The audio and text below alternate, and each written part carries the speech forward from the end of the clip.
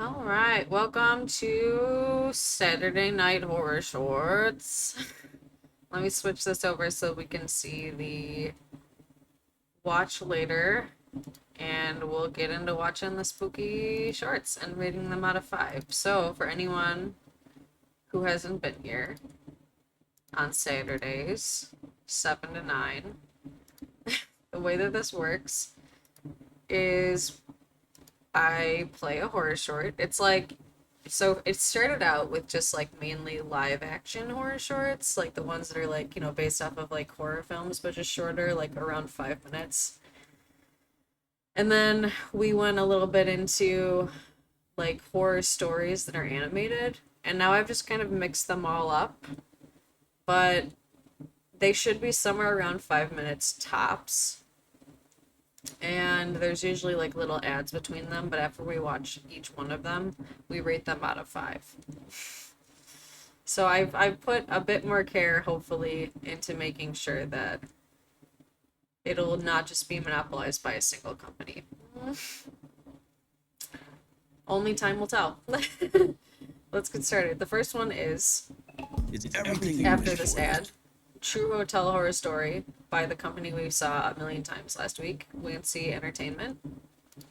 But like I said, this is one of the only ones by them that I got. So I figured since they monopolized the algorithm, I may as well still at least choose a couple from them. All right, let me switch this to theater mode. And we'll get started. Hotel. My name is Kale, and this is based on my real-life experience. I worked as a businessman in Morocco and got sent on a business trip to Nigeria on the 26th of January, 2022. I wasn't really interested in traveling again, but I had to, so I packed my bags and made my way to the airport. I landed safely in Nigeria and got escorted to a luxurious hotel room, where I was informed about how safe the hotel was and how I had nothing to worry about. Being uninterested in their banner, all that was on my mind was, get done with the business deal and leave. The next day, I woke up and made my way to the company to get done with the meeting and sign the contract.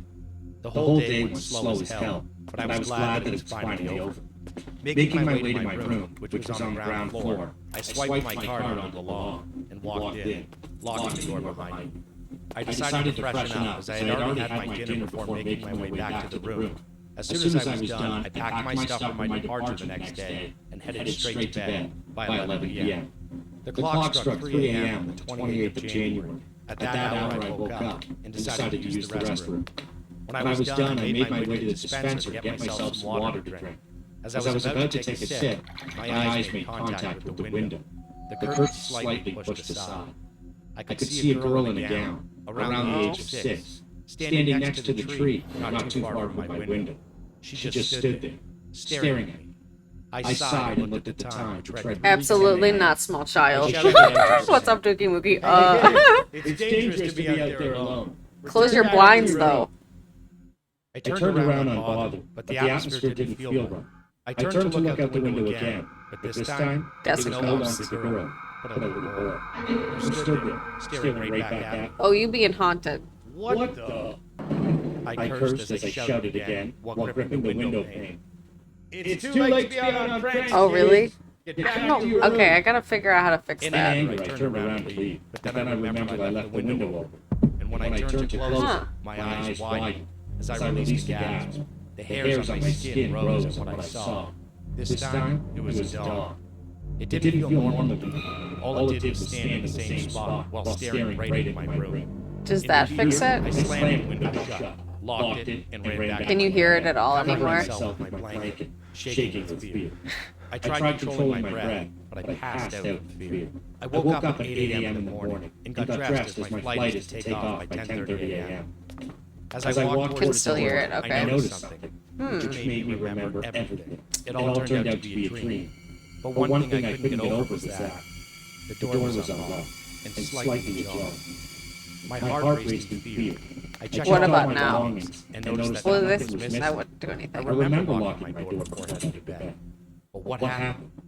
The security checked all the CCTV cameras, but found nothing. At this point, I wasn't interested in staying at the hotel any longer. I thanked the receptionist, and I left for my flight. I arrived in Morocco safely, and not a day passes that I do not think about what happened in Nigeria. What exactly happened at the luxurious hotel in Abuja? Thanks, Soph. Dude got haunted. That's what happened. I gotta figure out what's going on Twitch to see that, because like the weirdest part for me about the fact that the double sound has happened is I haven't changed the sound since starting streaming, so it's been literally the same for like a month, and it didn't used to be a double sound, so I don't know what it could possibly be. Can you try to leave and come back and see if it's still like that, Dookie Mookie? Because I know that like TikTok's been doing a bunch of weird sound shit. I haven't heard that. Okay, yeah. Because like I said, it's been like this. So if it was double, it would have been doubled the whole time. If I think at least, if it was something with my OBS. I don't think I have any double or a million different versions of OBS open anymore, so that wouldn't be that. Sometimes, I mean, ever since that happened the other night, I'm just like, oh God. Is the mic that it might be. But the thing is that's what's weird. It would have always done that too. No, I don't have any headphones on. I know, that's what I mean, like I said, I've kept the sound the same ever since starting. I don't know if it might have been because let's try this other one.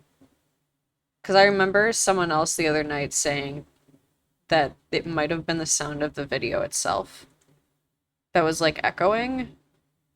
I don't know. Anyway, what did you all think of the first one? I wasn't especially scared. But I mean, that was they were haunted for sure. Like they were, I think I'd give it like a 1.5 or a 2.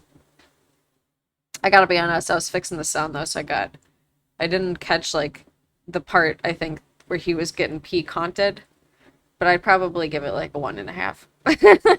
Just because it didn't seem extra scary. Again, I think honestly, I think it's just because they're animated and it just doesn't scare me very much when they're animated. But I don't know, maybe we'll see one that changes my mind. Oh God. I don't think it's your fault, Soph. But yeah, we'll see if the second one, because like yeah, from what Dookie Mookie's saying, there might be a double sound on Twitch. Oh yeah, Backrooms, yeah. All right, let's see if the next one will do double sound on TikTok. Or not TikTok, goddammit, on Twitch. This one is called Disturbing True Snapchat Stories Animated by Llama Arts. I don't think I've heard of marble hornets. Up until a few days ago, I went to a small local gym in my now previous New Jersey town called Black Bear Fitness. One day, I had the misfortune of running into some skinny, awkward, yet creepy-looking kid, probably 18 years old. He didn't look like he belonged in the gym at all. I had headphones in and I was doing my set. When I heard him saying something to me, but I was muffled by the music. I was already annoyed with this kid, given that he was breaking an unwritten rule of the gym. Don't try to talk to somebody when you're doing their sets. I took my time finishing my set, and then took my headphones out to ask if he needed something. Then he started acting like I looked familiar, but right away I knew this kid was just trying some pathetic attempt at making friends. I assured him I didn't, but the kid wouldn't stop. He's wearing socks with sandals. I'll skip most of the conversation, but eventually he actually asked me for my Instagram and Snapchat, weirdly enough. Maybe he was just for whatever queer. reason, I gave them to him. Instead of just saying something like, buddy, I'm trying to work out, or I don't have social media. After I gave my Maybe Snapchat it's and the Instagram, sound on however, my I did computer kind of urge him to let me somehow resume my workout. getting picked up by He something finally else. seemed to get the message and I mean, I walked know away. that, like you said, it Not might without be. saying But I bye had it like at the 3 same times, volume though. too. That's what's weird. Oh, that's fun. That night, I got a snap on my phone saying from Sean. I immediately sighed and said, oh no. Just wondering why the hell the kid would snap me. I opened the snap, and the kid was in a creepy, weird pose, face way too close to the camera, with his head resting in his hand, and half smile on his face. He was probably queer. The text over the picture was "Hey" with two Y's. I muttered the words, "What the fuck?" This seems like it For might the just record, be my subtly God, which makes it homophobic. even more weird. We'll see though. My thought process was, I've had enough of this loser already. I'm gonna remove him. This and guy's make it kind of a clear jerk. I don't want to talk if I see him at the gym again. And so I did. I removed him minutes after he sent that snap. I'm sure not even a minute later. Again, a message popped up on my phone. Can't you saying not Snapchat Snapchat someone if you're not friends with them? I Or did they waited change a few that? minutes before opening it.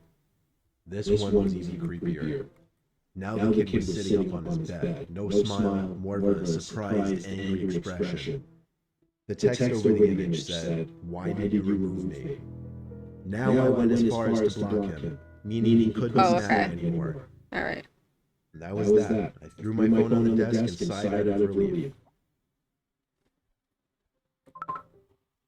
Half an hour later, my phone goes off, saying Sean added you as a friend, and then Snapchat from Sean. Created another account. He actually made a new account. That's not okay.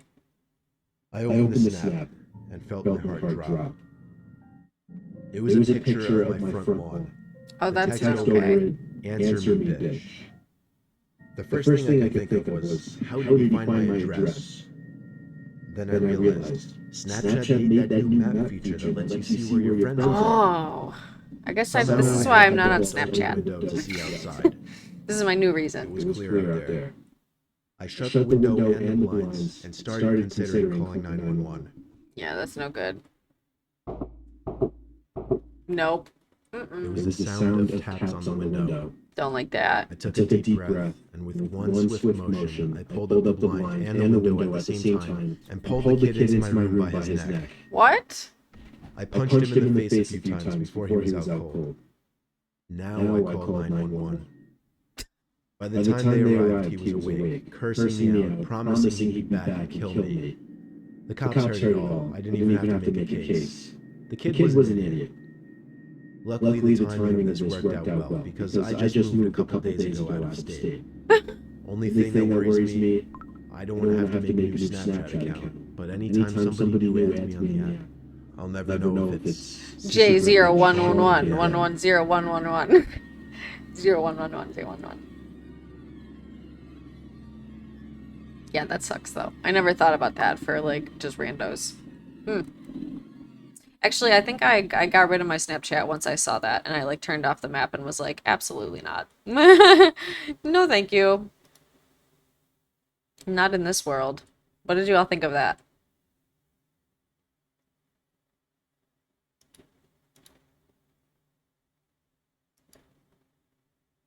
Snapchat, you scary. I think, let me, I mean, it was pretty creepy. I'd probably give it like a 3 myself. When did the story say that the main character was a man? Well, it's animated. And he was acting like a cis man, and he looked like a cis man. And he punched someone in a way that was stereotypically cis man. And I think he used pronouns that were masculine.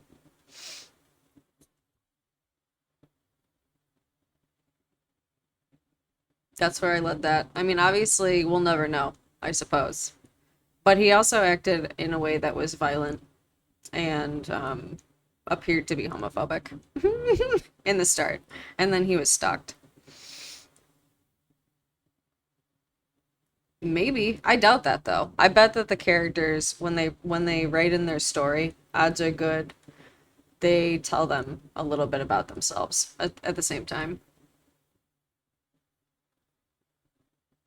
But who knows? We'll never know. But what did you think of it? What would you rate it out of 5s off?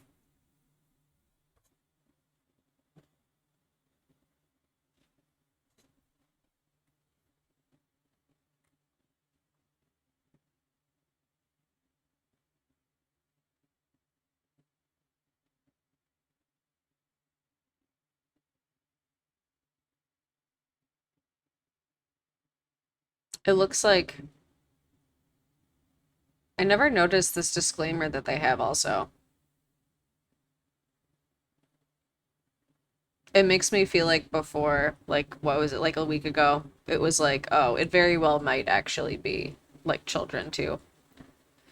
All of it? The entire thing? Just out of 5. Is this the next one?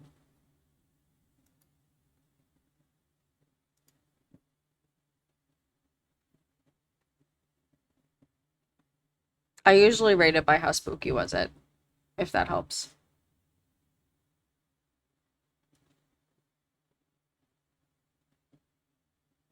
A yellow. Is that a yellow orb? All right, next up we got Trucker Horror Story. It's another one by Wancy. I swear it's not all Wancy. I'm a truck driver. This is a story of what happened during the rainy season, when it rained endlessly. It rained continuously for weeks, and I went to work grumbling about it. When I was getting on the truck at dawn, I noticed my coworker walking with someone in the rain, putting arms around each other's shoulders. I shouted at him, "Hey, are you two going on a date in the rain?" But he ignored me and kept walking. I felt a bit offended, but I didn't think it was a big deal and ignored it. A few days later, while I was driving my truck again on a rainy day at dawn, the boss called me and told me that a colleague had suddenly disappeared. His truck was parked all by itself on the road, the door open. The boss got angry at me and shouted, "What the hell is going on these days?" A few days later, when the rain stopped, we heard news that 2 truck drivers from our company were missing. Their trucks were still parked where they have been, with the door open, without even a trace. I tried to contact their family, but they said they had been out of contact as well. I reported it to the police, but there was no progress. After a while, it rained again. Early that morning, I was getting on the truck when I saw a man standing in front of me. He seemed to be the one who put his arm around my coworker's shoulder. He was slowly walking towards me in the rain without an umbrella. I shouted at him, "Michael is missing. Do you know where he is?" Then all of a sudden he walked towards me and shouted. "Nice to meet you." He raised his hand as if to put his arm around my shoulder. I noticed that he had something in his hand, a very long needle. Oh I god. was so surprised that I kicked him and jumped right out of the truck. As I frantically sped up, I felt a sting on my neck. When I looked at it, Oh, blood was shit. flowing as if it had been pricked by a needle. I called the police, and soon they found him hiding under a truck parked in front of our company and arrested him.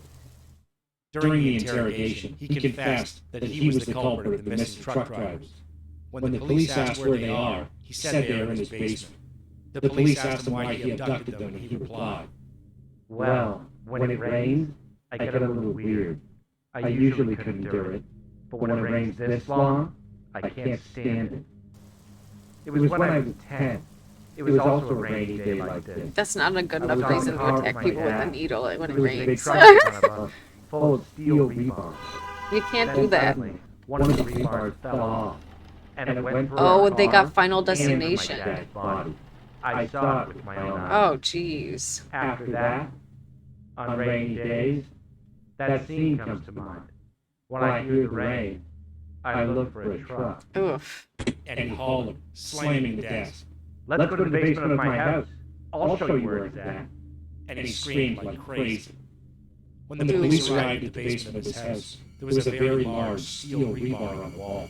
Oh my god. And many dead bodies. Okay, but they got that from Final Destination for sure. Have you all seen Final Destination? That's like classic Final Destination shit. That one was just more gruesome than anything else. But it was also pretty creepy. I'd give it like probably like a 3 or a 3.5. But no, I still haven't listened to Phantom 309. I remember you saying it's a Phoenix. A Phoenix out of 5. Alright, that's a pretty fair rating. Numbers I made up anyway, so we really could just, any of them could have been anything. So a Phoenix works just as well. But yeah, no, I remember you talking about Phantom 309. I forgot. My memory is shit, you know that. I forgot between then and when you said it. All right, we got 3 true terrifying. This is okay. We're gonna skip to a different one. This theme is. We gotta. I could have sworn I rearranged these so they weren't like the same theme. Hold on.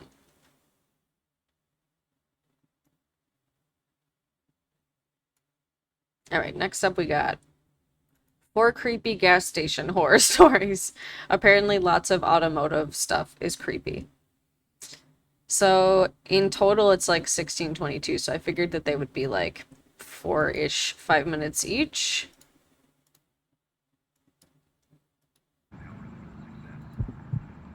Story 1 by Robert Clark.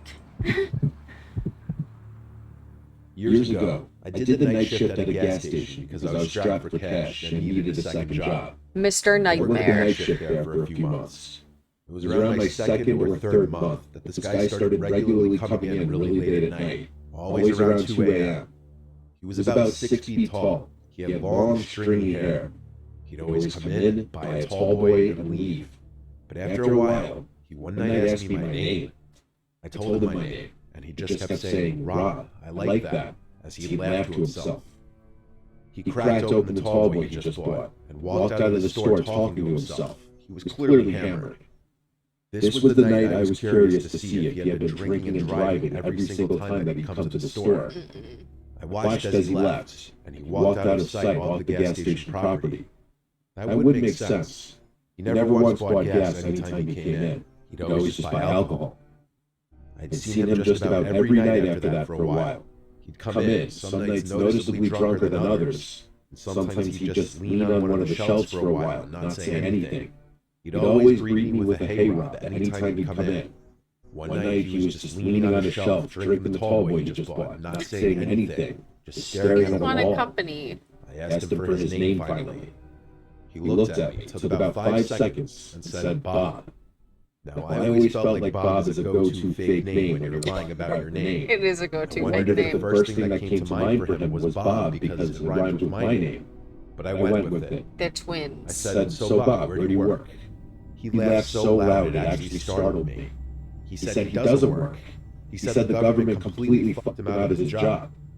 I got the vibe he was wasted again.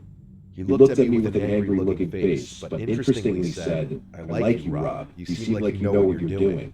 I didn't know what that meant, but he walked out of the store right after that. I didn't see him again for a while. I'd say over a week passed, which for a regular like him was a while. Bob always gave me this off, mildly creepy vibe. I figured he was usually drunk, but something was obviously wrong in his personal life. Well, one very stormy night, with less customers than usual, likely because of the storm, I heard the ding of the front door as someone entered, and I swear before looking I imagined it to be Bob. And when I looked, I was shocked to see it was actually him. But it was a much scarier version of Bob. He was completely soaked. He wasn't wearing a rain jacket or using an umbrella. He was just in a dark shirt and jeans. His long hair was drenched, and he was just standing by the door, looking straight ahead at the wall. He looked like he was angry, and yet his mind was elsewhere, like his thoughts were running. The way he was standing there blankly, staring at nothing, completely soaked, it was freaking me out. I said, "Bob, are you okay?" He didn't turn his head or move. He stood still and said, "I did something really bad." Uh-oh. I asked, "What did you do?" He then looked at me, said, "I need somewhere to hide," then walked past me and registered towards the little Bob, restroom this is a hallway. gas station. He disappeared behind the wall, and I heard one of the doors open and close. I was genuinely getting uncomfortable with Bob now. I didn't enjoy his presence whenever he was in the store, and tonight something was extra off about him. He seemed like a zombie, and that "I did something really bad" comment was incredibly creepy. Some time passed, and Bob never came out from the bathroom. I assumed he was wasted again, probably passed out or puking. Either way, I didn't want to intervene. And then the next thing I remember, Bob, this is a the Wendy's. lights of the place cut out. Oh, and the store God. was completely dark. Absolutely I not. was standing in a pitch-dark gas station during a major storm with No, an that's unhinged no drunk good. man. I used the flashlight from behind the counter to make my way towards the back of the store by the inventory storage and the panel board. The door to the back was in the same little hallway as the restrooms. As I walked by the 2 restroom doors, both of them were ajar, and Bob wasn't in either of them. went through the door to the back. I was planning on going straight to the paddleboard, but I stopped when I heard a slight dripping in the room somewhere and the squeaking of wet shoes. My heart sank into my stomach. I said, "Bob," in a very weak and scared voice. I heard squeaks right to my left. When I pointed my flashlight in that corner, there was Bob, with his eyes open wide, and he lunged at me and started screaming, "I'm gonna fucking kill you." Bob, I why? pushed him off of me as he was clawing at my back. I ran back through the door to the front of the store. He didn't follow me. I grabbed my range jacket and ran straight to my car. I sat in my car as I dialed 911 and spoke to an operator. I stayed on the line with her, and it didn't take long for a couple police officers to arrive and go inside with me.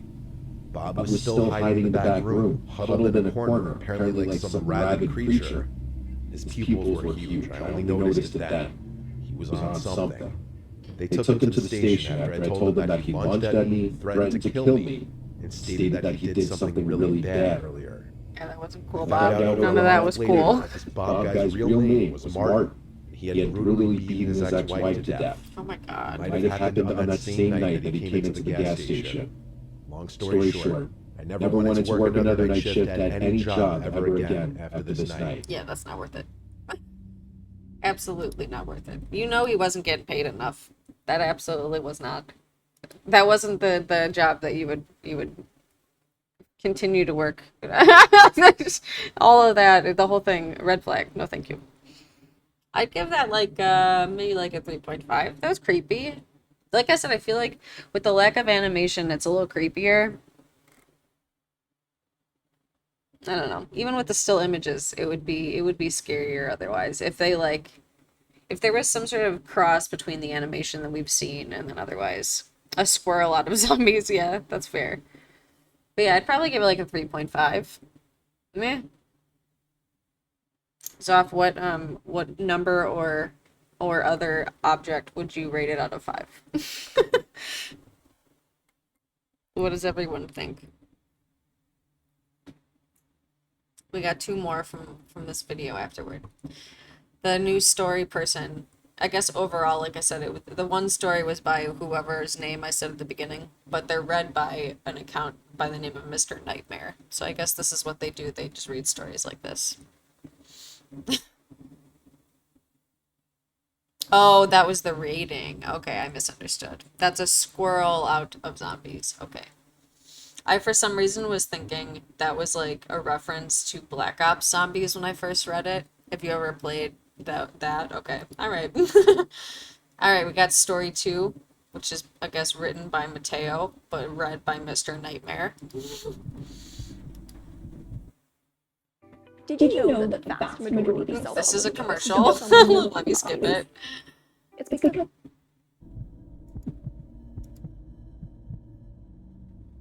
I've done a lot of night driving in my life.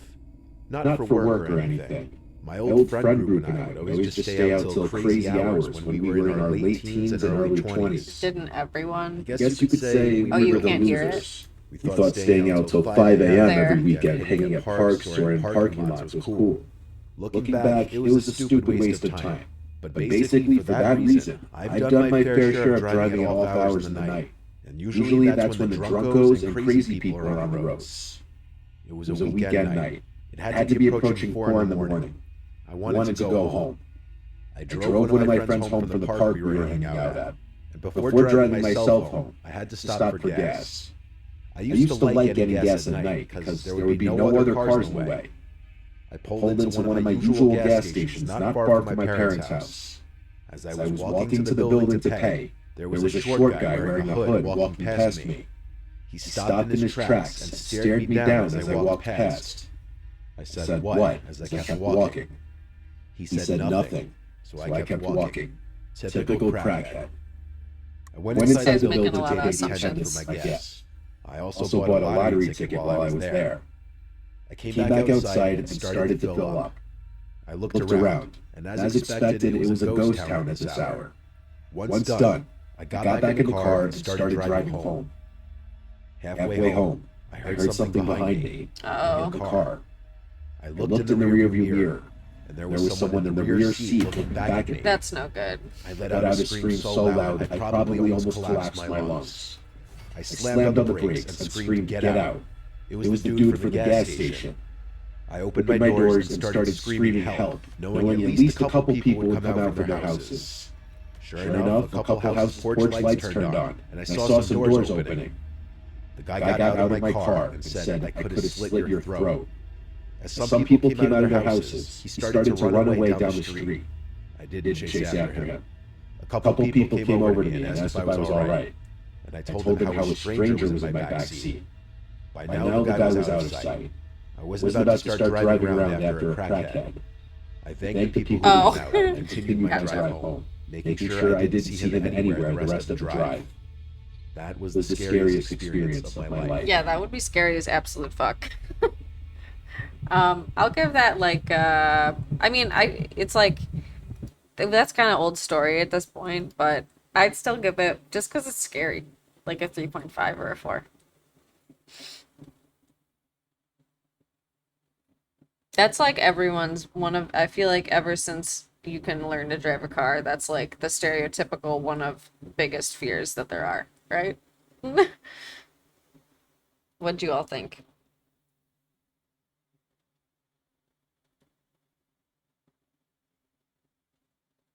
That's always been scariest. But that's like as stereotypical as the other one that we saw like a couple weeks ago. The one that's like the folk story about the hook.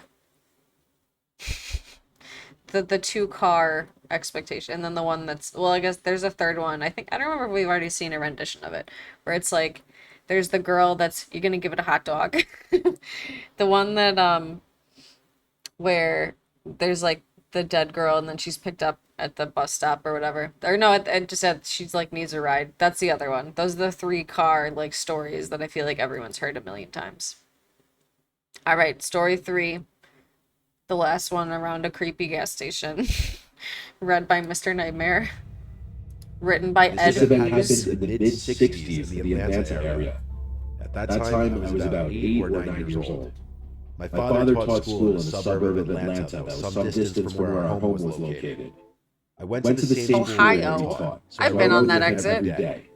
However, we had to get up Probably. very I don't know. early each morning and head out before the sun was up. We always stopped several mornings each week to top off on gas at a small independent station. We were often the first car there shortly after the station opened. In those Amico. days, everything was full service. There was a booth with an attendant who would come out and fill your tank. I've never wash, been to one of windows, those. etc. He would always be carrying a wad of bills in his pocket and a device on his belt from which he counted out coins. Behind the pumps were tiny bathrooms. I would often use the bathroom on mornings that we stopped there, as it was a fairly long drive. One morning, we again arrived before dawn to find the station completely deserted. It was totally quiet other than the traffic sounds going by. There was no sign of an attendant, either in the booth or anywhere else around the station. My father blew the car horn once, then again a few more times, but there was no response. We discussed what might be the problem. My father first suggested that perhaps the attendant might be in the bathroom, but when he still did not appear, my father said that maybe the attendant had experienced car trouble and had not been able to make it to work on time. The irony. Continued to wait for several minutes. No other cars pulled in. I told my father I needed to use the bathroom and put my hand on the car door handle to get out, but he told me that we could not wait any longer and I could use the bathroom at the next station we came to. So we left, still wondering what happened. A day or two later, my father was reading the local newspaper when I heard a loud exclamation from him.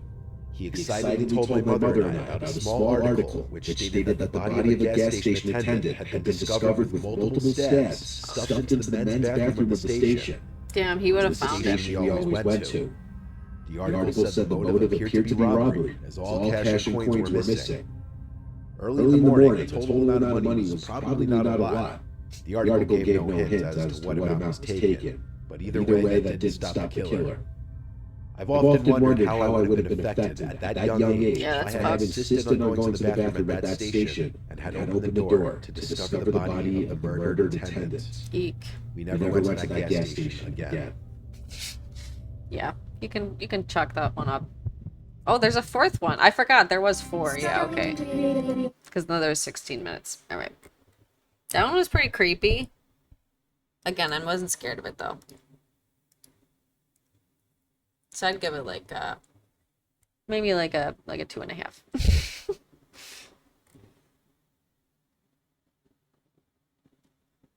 You're not much for rating them, huzz off. Well, we'll just watch the next one. The fourth and last one about the gas station, I think. Julia M. Jolie wrote it. This took place when I was 25. I was driving from north to south Texas, and due to my work schedule, I could only do this late at night. I was on Route 281 for much of the drive, and at these late hours, it was an easy, straight drive. I just had to keep myself awake. I was already kind of shot from work, and then getting on the road right after was brutal. I had to keep making stops for coffee at random gas stations just to keep myself going. I think it was my third time starting to feel a little sleepy, and on Yeah, I top feel of that, I that. needed to fill up my tank as well. I pulled into the first gas station I could find on the desolate side roads. I can't remember what kind of gas station it was, maybe a Sunoco or Shell. There was one other car in the parking lot. I parked next to one of the pumps and went inside. There were two people in the shop, the cashier, and then I noticed another guy pacing down the aisles. I went to the coffee maker and poured myself a cup. The guy who was pacing around came up to me and said, "Careful, it's hot." And then he left. It was a piss-poor, creepy, unnecessary attempt at starting a That gas conversation. station looks I didn't bad. bite at. I was not in the mood. I didn't reply, and I took the coffee to the cashier where I paid for it as well as for the gas. Would that guy do I that came up coffee? behind him while I was paying and said, "I really like that top." I said thank you just loud enough for him to hear. He followed it up with, "Where are you heading off to so late at night?" I was so annoyed by this point, I firmly asked him to leave me alone. The cashier was some 40-something-year-old Hispanic man. I wasn't sure how much English he understood, or if he was even reading the situation I was having in front of him, but he was also a smaller, shorter man, and it was doubtful he was going to step in at all. The man behind me said calm down after I asked him to leave me alone. I left the shop without saying another word and went to my car. I heard the door open again a few seconds after I left the shop. I was next to my car now, preparing to fill up the tank. As gas started pumping into my car, I heard his footsteps on the concrete over on the other side of the pumps. Then they stopped. When the footsteps stopped, I glanced over, and I noticed him, creepily standing on the other side of the pump I was using. I don't like that. Quite literally just standing there watching me. He wasn't filling up gas. There wasn't even a car there. I started considering grabbing my pepper spray from my Yeah, center that's console. suspicious. The guy said, "Are you alone?" When he asked that, the gravity of the situation escalated greatly. I replied, "No, my boyfriend is in the car." I opened the door and quickly grabbed the pepper spray from the center console. I grabbed it and held it at my side, pretending to still be focused on pumping the gas. The man Man, was there's been inching so away many of the around villains gas of pump, these. like he was coming around to my side. He said, "I don't see anyone in the car." Wow.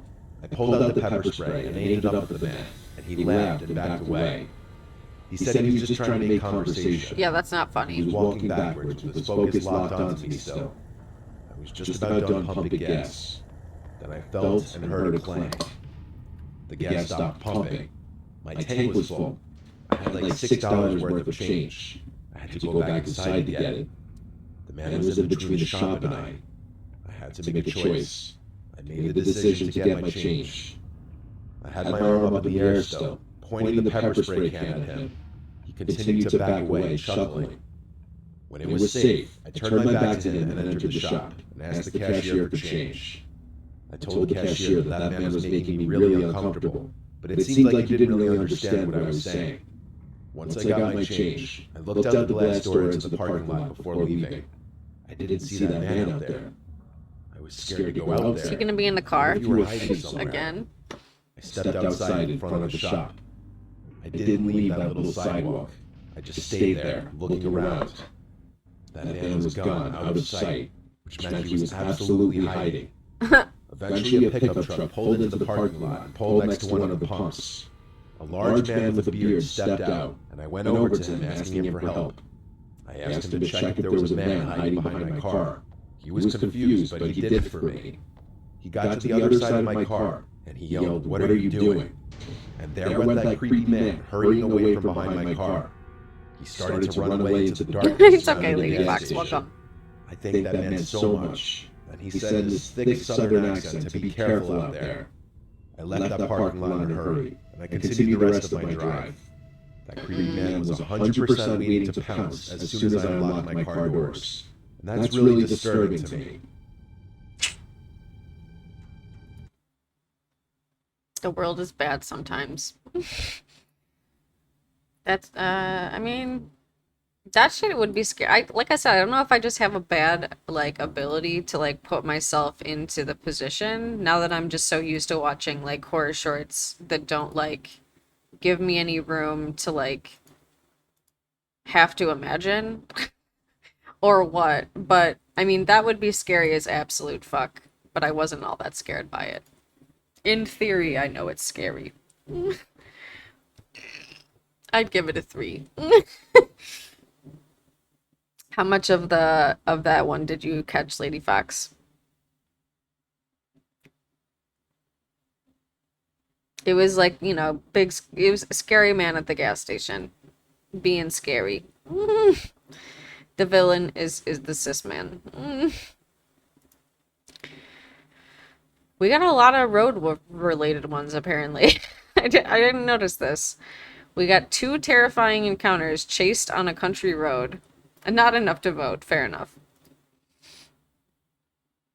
This one's by a new one. Outer Trek. The Man in the Road, submitted by Jacob C. So yeah, they're all just like conglomerates, I guess, where people like present I'm stories. a big fan of road trips, and I often prefer to Yeah, take that's so back true. roads and smaller highways. I don't like driving on the interstate, and I feel like I get to see more interesting parts of the country by taking the less traveled roads. This means that I often find myself in remote locations. One night a couple years ago, I found myself on a nearly deserted country road in the heart of Tennessee. The road was nestled deep in the countryside, far away from the buzz of city life. This part of the country was sparsely populated, dotted with old, dilapidated farmhouses and expanses of woodland. Sounds like The moon Indiana, overhead Ohio. cast long, haunting shadows, adding to the palpable sense of isolation. The road was narrow and curved through a thick forest. Tall trees stood on both sides like big, dark walls. They blocked most of the moonlight, making the road even harder to see. The trees were so close that it felt like the forest was eating up the road. I turned my gaze back to the road and was shocked to see a figure in front of me standing directly on the road's center That's no line. good. In the glow of my headlights, the figure looked like a man, tall and thick-set.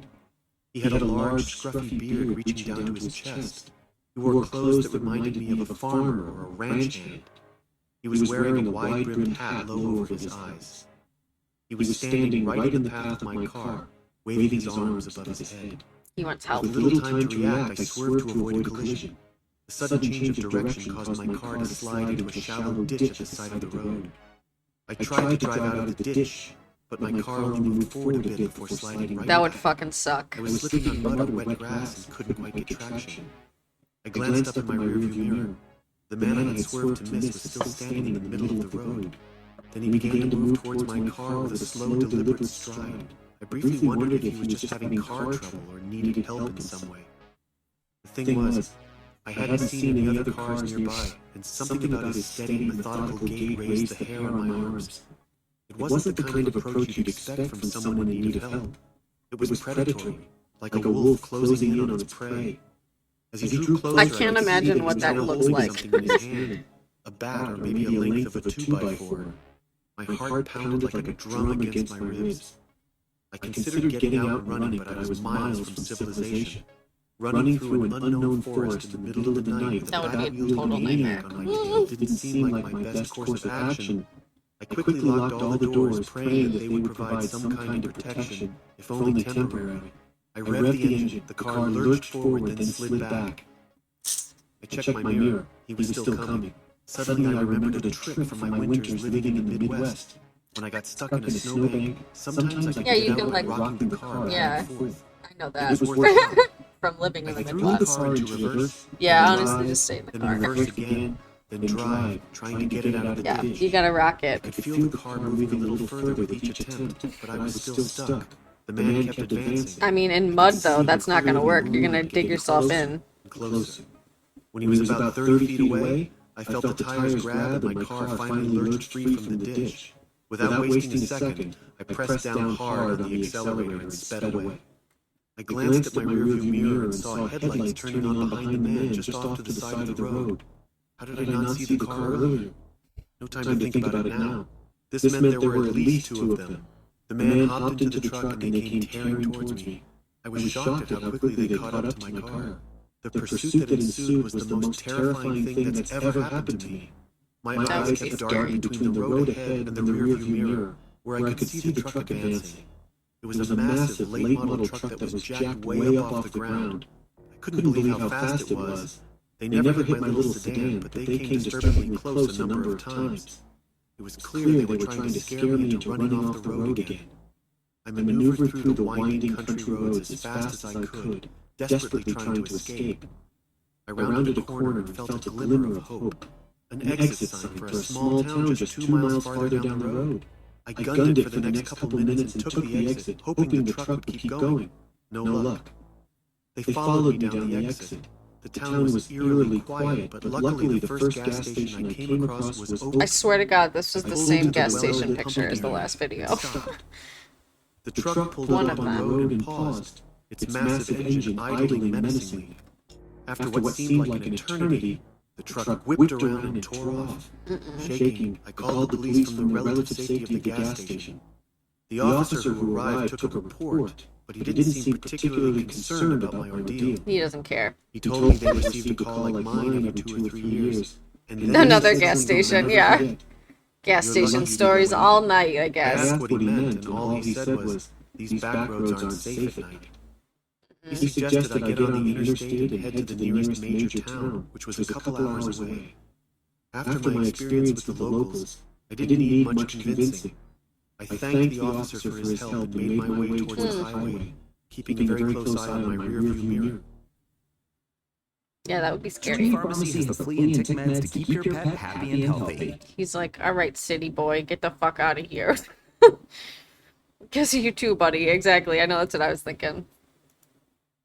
He's definitely, he didn't give a shit. That cop did not care. I'd give that, like, I don't know. They've been pretty okay tonight. I'd give that probably like a 3.5. That would be scary as absolute fuck.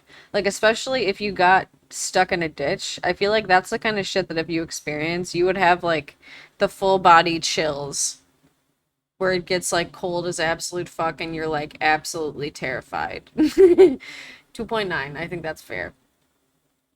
I know that's really how I feel about it, because it's just, but I'm trying to get into the headspace of like, if that happened, that would be scary as fuck. All right, another one. The Man I Didn't Remember by Kevin M. Then how could he tell this story? It had been another long and tiring day at the manufacturing company where I worked. I'd been putting in extra hours managing the evening shift at our plant, which was located in a rather isolated industrial zone at the edge of town. Ugh.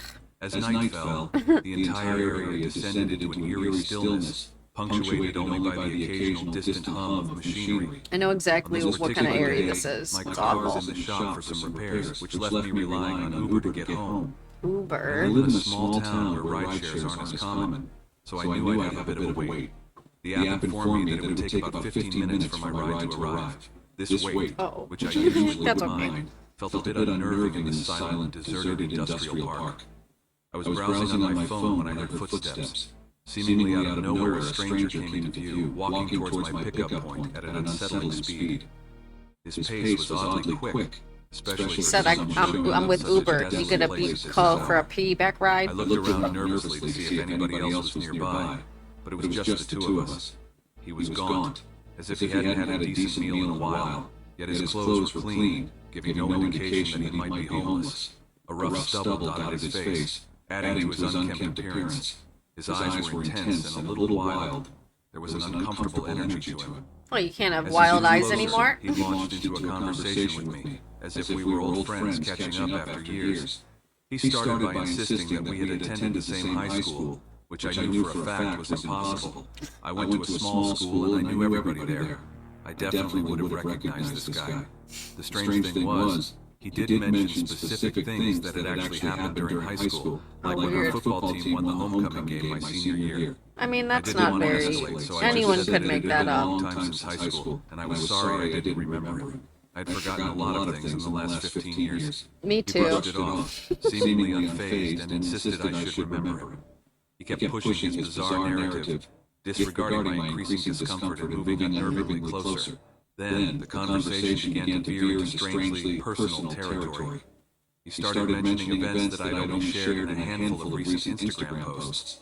He asked if I had a good time visiting my family in New Mexico. Oh, that's Then creepy. asked how my girlfriend Lisa was doing. Yeah, that's I not was okay. profoundly disturbed by his uncanny knowledge of my personal life.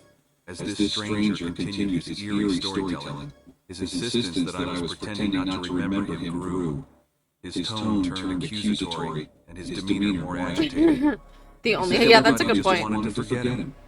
He kept moving closer, to the point where I was backing up and debating if I should run or prepare to defend myself. I considered pretending that I suddenly remember him, but I worried that would backfire if he pressed me for details. The only thing that could make this situation worse would be to get caught in a lie. In the middle of my rising panic, I saw my Uber driver pulling up. I told the stranger that it was good seeing him again, but I had to go. With a sense of relief washing over me, I quickly got into the car. The stranger, however, wasn't finished. He opened the passenger door of the car, and while he didn't attempt to climb in, he was making it impossible for us to drive away. I quickly informed the driver about the situation, saying I didn't know this man, and that we needed to leave immediately. The driver sensed the urgency of the situation, and managed to maneuver away, effectively denying the stranger access to the vehicle.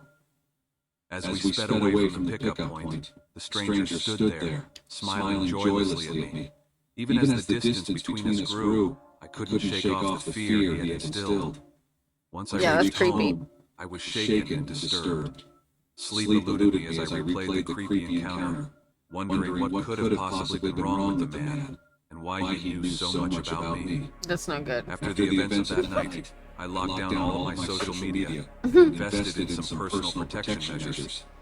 Even though I've never encountered the stranger again, I still find myself looking over my shoulder every time I walk to my car at night. Fair enough, buddy. Such is the age of the internet, though, I suppose. What do y'all think of that? That would be creepy. I feel like that's a very timely type of horror story that I'm surprised I haven't heard before. Like, it's something that I feel like is very, like...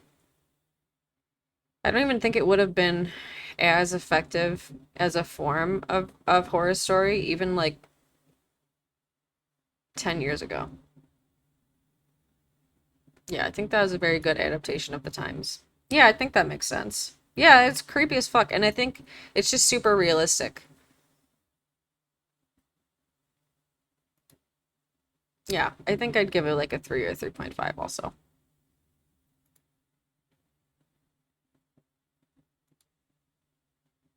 I might... Oh, there's... Oh, wait, was that the second one? I forgot already. Yeah, that was the second one, right? Next up, we got The Toy Box. This is another one by Wancy Entertainment. So it's animated. The spooks will probably be less, but who knows? We don't know how spooky this toy box is, I guess.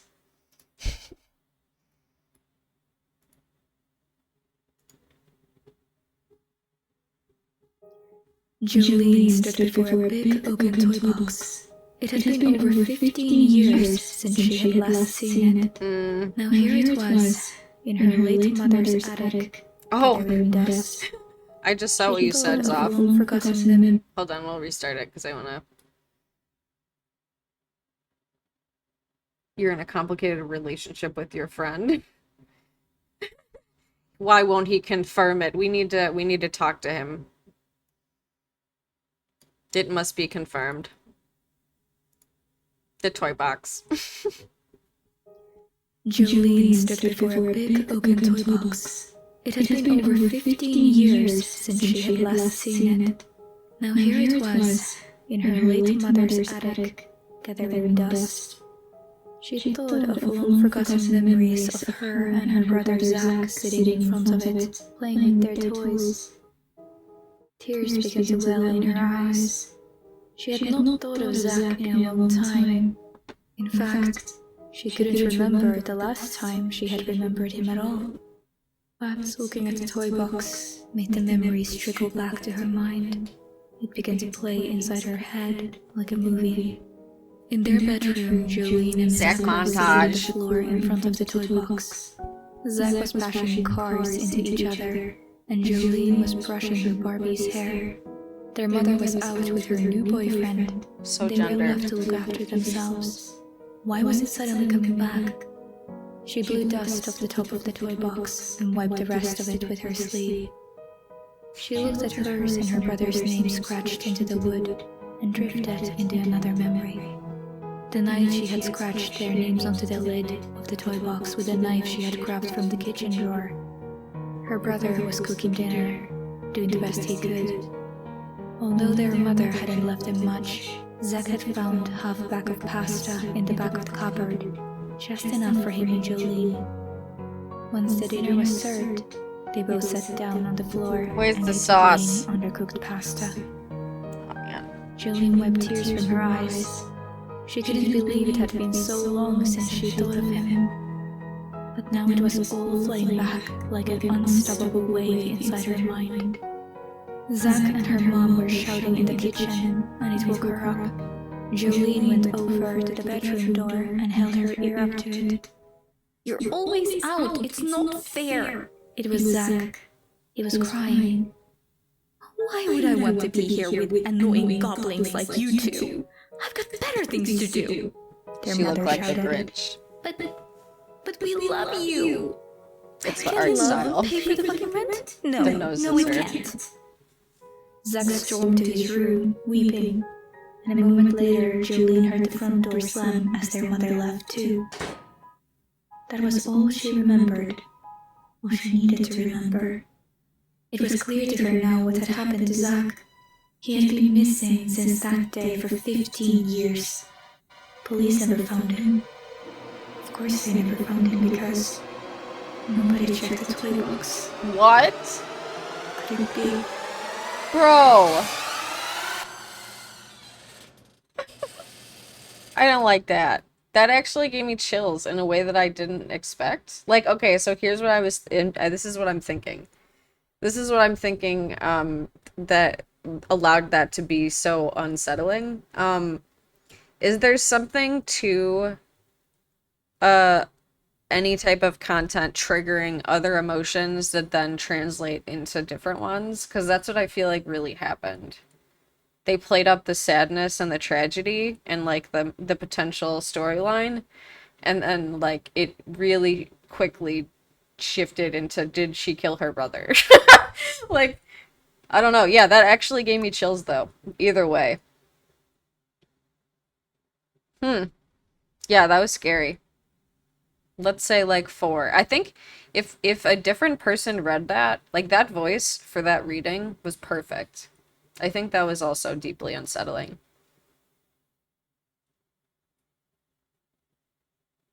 Oh God. Okay. You gotta submit it to Wansi Entertainment. Because if that person will read it, this is your opportunity. Yeah, I'd give that probably like a 4.5. And I didn't see that coming till like the last 20 seconds. Not even. But they looked like Who's from Whoville still. They absolutely did. I think that's even what's more unsettling, is the fact that a who from Whoville would do something like that. A who done it. Who from Whoville story, if you will. Next up we got, this is just a regular horror short.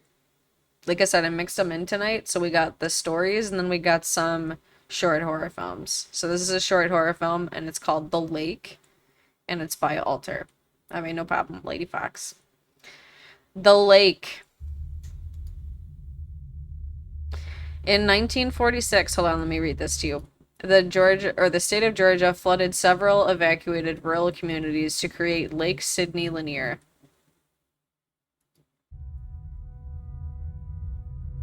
Since its creation, the lake has seen the highest number of fatalities in the United States.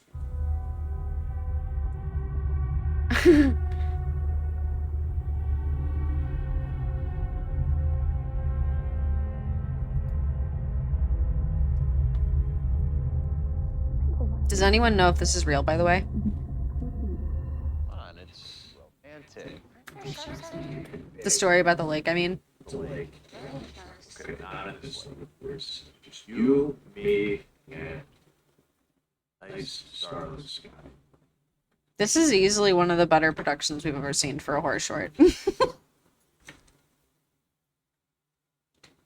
Jane.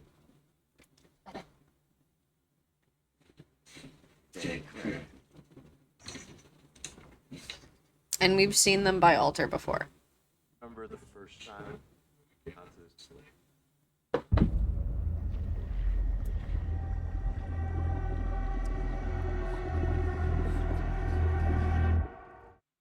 It's here, exact spot that I asked you to be my girlfriend, and you said yes. We're brave enough to come out here with me, so I was brave enough to ask you out.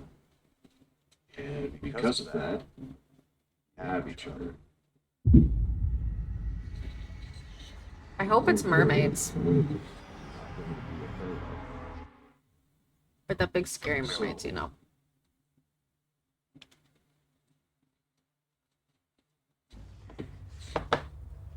You think it's mermaids? You hope it's orcas? That would be very timely. I mean, it's looking like an orca, kinda. That was way too... It butted the boat, right? That was my... It's looking like your call's off. Oh, the ring fell in the water? That wasn't very graceful. He was supposed to have jumped in, but he definitely fell in.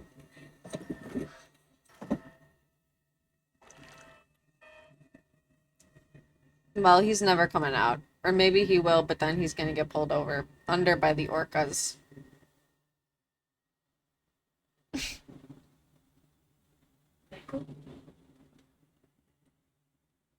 I wonder how much they paid to be on this boat. Oh, that's creepy as fuck. That would be impressive if he actually got it. The odds of him finding a ring in that level of water are like 0%. There's no fucking chance. What?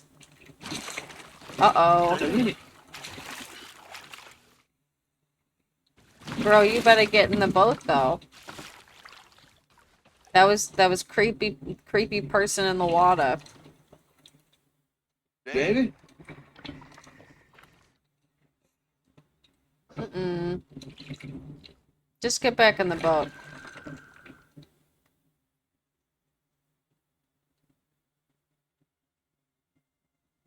Yeah, especially at night, yeah. That would scare the absolute fuck out of me. Does he see the same guy? Oh, that's so creepy. Oh, and the eyes. I can't decide if it's more or less scary with the eyes.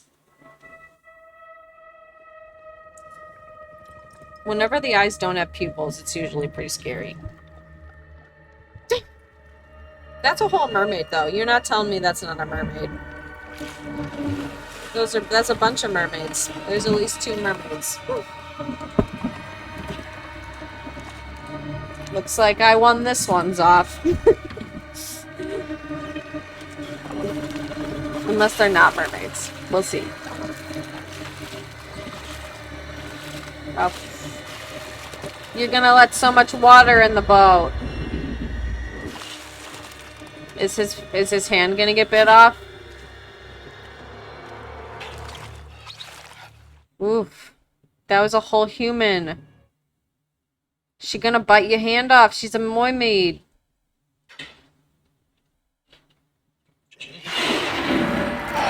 Oh. That is not a mermaid. Water zombie! Those are Merkas. What's that? Merca. Cause is it like the victims of anything that happens in the United States since its origin? Mermaid orca. Oh damn. Well.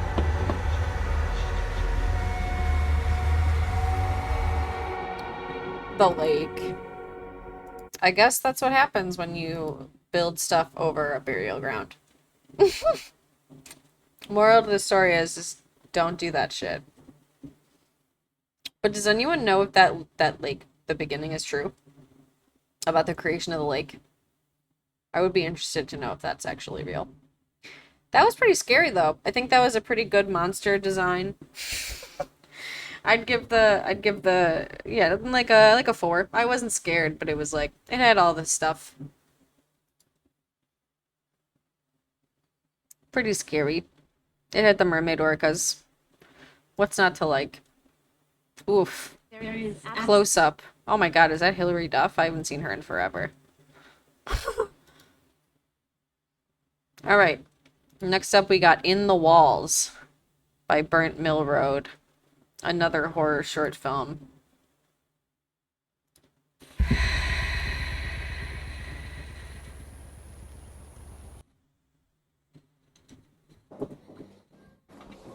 Ooh, we gotta... This is a really cool use of camera. Oh! Hey. What are you doing? Hey, baby. What are you doing? Okay, give me those. That's unsettling. She's got scissors and she taped up the stuff in the wall. Come on, let's go to bed. Let's go to bed. Take my hand. You're okay. Okay. Come on. This is a Paranormal Activity. Where are they now? Tuck you in.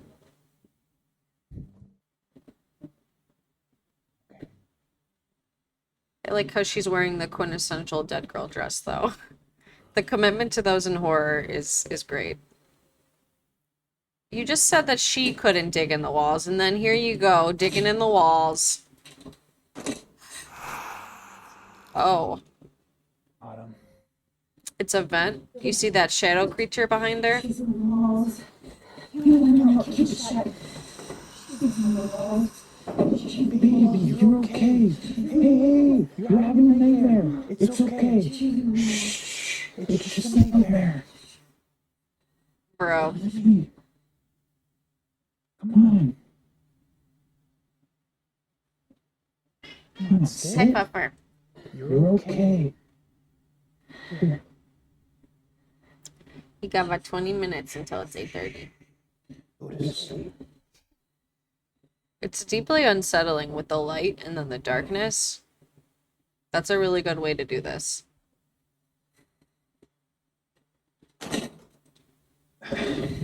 Bro, just keep the tape there. Just, if that's what's gonna let her sleep, just keep it there. If she...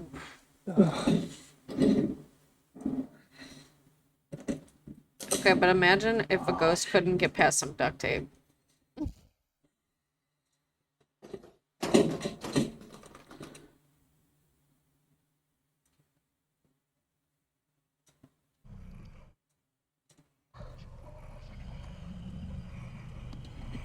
What is that?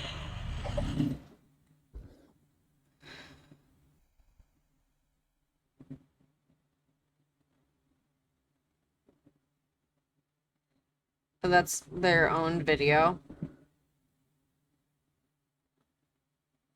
What? I can't, like, is that behind him? That's exactly behind him.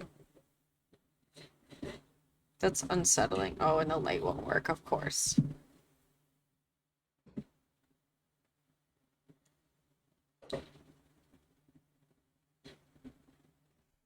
Is it going to look at her? Oh, oh, that's so creepy. This is a good way to do this if, like, you can't actually afford a monster.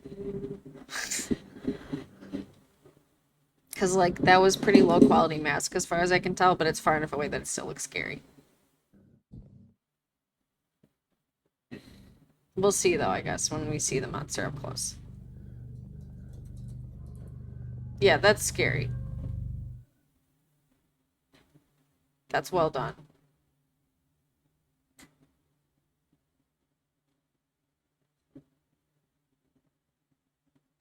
Oof. Nope. Yeah, he's like, just tape it back up. Maybe she was in the walls, he says to himself. She probably in the walls. Definitely tape it up. She's already out of the walls now. Way to go. You should have just trusted her in the first place. She was for sure in the walls, and now look at you. You looking like a whole fool. He said she couldn't possibly be in the walls. Oh, she's covered entirely. She not gonna be there? She doesn't look like she's there. There's nobody there. There's no human body there. Oh, see, okay, that's what I thought. The mask wasn't very deep. Ooh.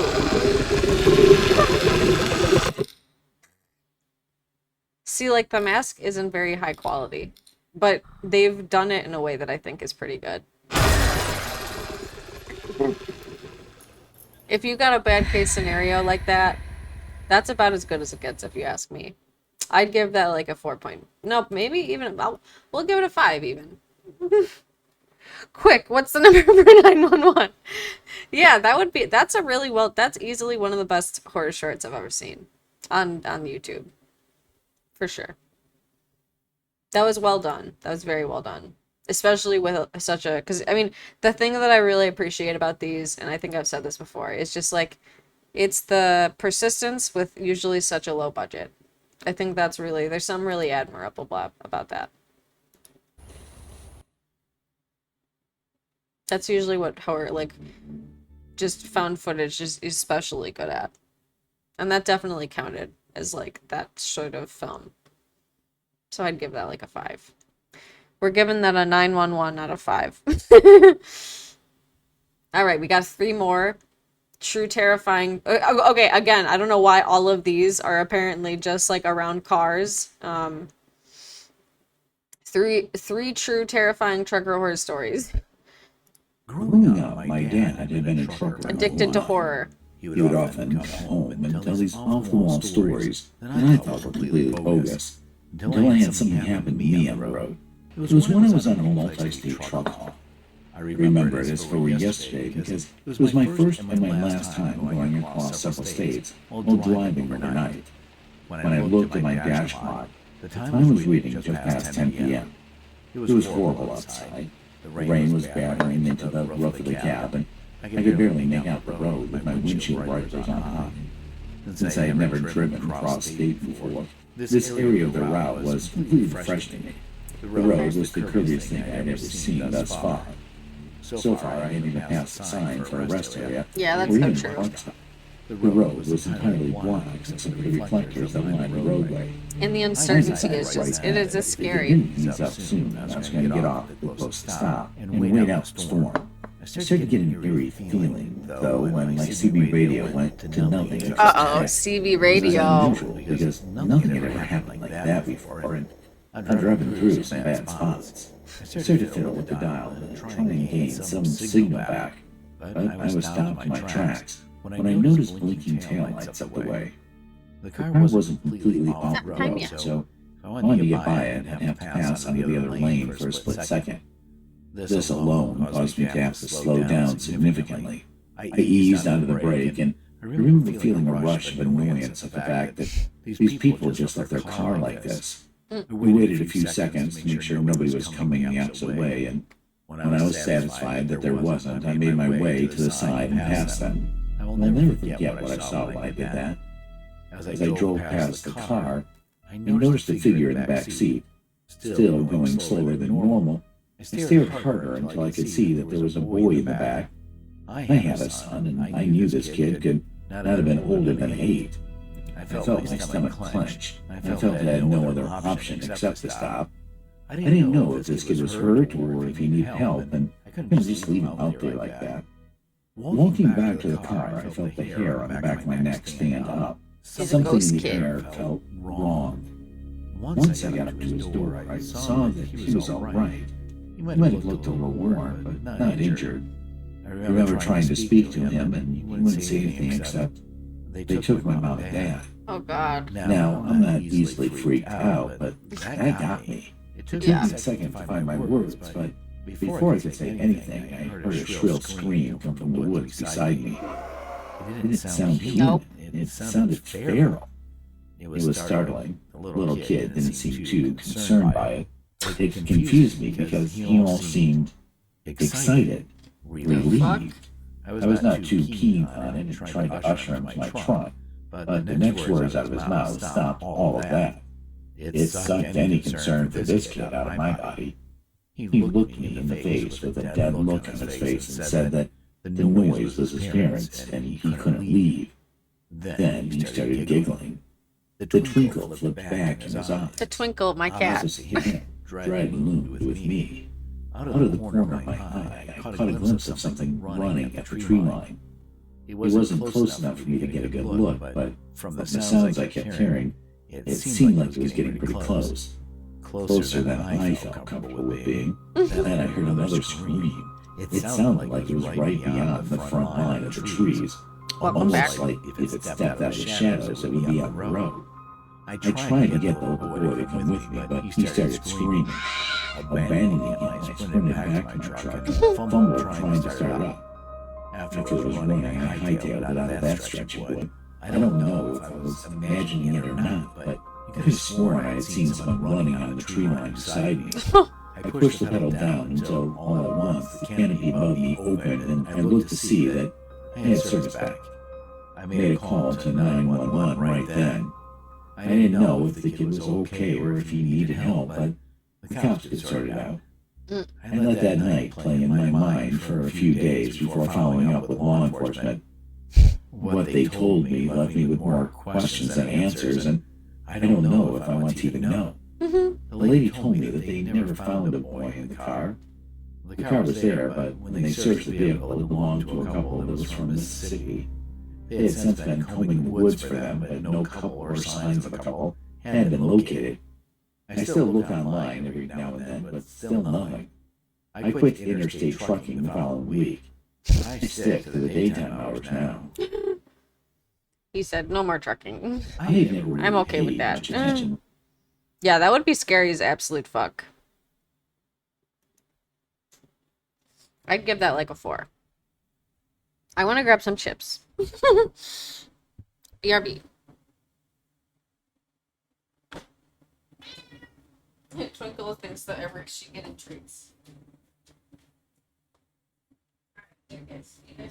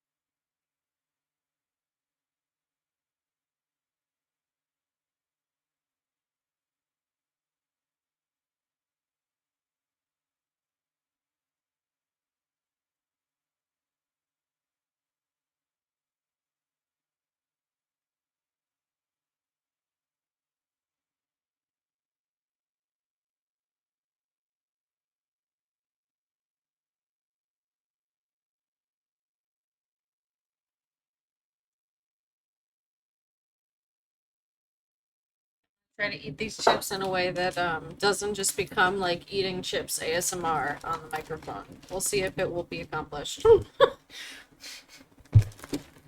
Okay. We already rated that last one, right? I forget. I said like a 4. Right? I thought that would be scary as fuck. All right, we got another one about a shorter story. I never really paid much attention when people said that they just had a feeling something was off with something or somewhere. I had always insisted these people were just making it up to be relevant. It's not unusual for me, seeing as I am the only skeptic in a family It's of not believers. unusual And to one see night, almost 3 years ago, stuff. that changed for me. 3 years ago, I had been traveling for a company I was working for. I had been in Texas for a company conference, and I was making my way back home to Louisiana. Things had been going okay for most of the drive. Traffic was at a minimal, and so far, there were no wrecks causing delays. My phone rang at 8 p.m. I answered it when I realized it was my daughter calling to say goodnight. You see, I had told her I would be there when she woke up tomorrow. She was so excited to see me since I've been traveling, and it was mutual. Traveling is great sometimes, but I wanted to see my family again. When I hung up the phone, I felt myself yawn. I kept trying to ignore it, not wanting to admit that I was beginning to get sleepy. I refused to break a promise. It's not unusual to be scared in the dark. I saw an exit with a rest stop. I figured I would pull off, use the restroom, and scope out the vending machines for a snack and either coffee or an energy drink to keep me going. It wouldn't throw me off schedule too bad. Veering the truck off the rest stop, my first assessment was that it looked really old and needed an upgrade. The streetlights out front were hit or miss, with more than a few not working. I had a little hesitancy at the back of my mind, but I just thought it was from being tired and not feeling that great. I parked and took a glance around at the parking lot, which, besides me, was barren. There wasn't a single car in the lot besides my truck. Still not concerned, I fished around for a few dollar bills and made my way inside. The inside wasn't much better, in all honesty. It was just as outdated as the outside. The walls were still paneled, and it even had that freezing chill that rest areas usually had. Not even the maps and coupon books had been restocked. The place felt abandoned, long forgotten. It struck me as weird that they still left the sign for this place up. Assuming that if the door was unlocked, it must be in service. So I stopped by the restroom. Still not keen on being out in the open while I used the restroom, I took myself to a stall to relieve myself. As I zipped my jeans back up, the light shut off on me. Oh God. I stopped moving for a solid 5 seconds and remained as silent as I could. Yeah. Out of nowhere, the restroom door slammed shut. Oh I called God. out from where I was asking. I would be what like, was well, there take to all my please cut organs. the light back on. Except nothing happened. Zipping up fully, I eased out of the stall, and my eyes adjusted to the darkness. I could feel my heart pounding out of my chest, and I was doing my best to stay calm, even if it wasn't working well. I took the corner slowly that led back to the lobby, and Right? was shocked when nothing was there either. Confused, I heard a scuffle behind the counter, and then the light switched. No sooner than I was in the light, it was gone. I was standing in the darkness, and the bathroom lights were now on. I felt trapped. By this point, I was too afraid to move. I knew that I was at a disadvantage, seeing as I had no form of protection. I didn't even have my phone on me to use as a light. I left everything in the trunk. When I heard more noises coming from the bathroom that sounded louder and angrier, I had this overwhelming feeling that someone was with me, or watching me more like it. I took off to the double doors and fought to get them open. It took a couple of frantic tries, but I managed to do it. I practically fell outside. Thankfully, I managed to right myself and unlock my truck before bolting myself in and locking myself inside. From relative safety, I could tell that no other cars had shown up. It was still deserted. Cranking the truck back up, I turned the light and the cab off before I began to head out. As soon as I flicked the truck's headlights on, the entire building lit up like a Christmas tree. I nearly reversed to the guardrail when I saw a figure standing in front of the giant windows. The light shrouded the figure, so all I could see was an outline standing there. Nope. I could feel it watching me, and it was confirmed when this thing waved its hand slowly back and forth as I pulled away. After that encounter, I was no longer tired. I just wanted to go home. I floated the entire way back, and I made sure it only stopped at well-lit exits that I had been on prior. Even then, I only stopped once to fuel up. My daughter saw that something was off when I got home, and even suggested I sleep with my light on if I was that shaken up. Imagine that, a 49-year-old man sleeping with his bathroom light on. Still, to this day, I prefer to stop at gas stations over rest areas. Fair enough. If you had time to listen Oh, no, hold to the on. news, one thing you will soon learn. That would be absolutely terrifying. I'm gonna give that like a 4.5.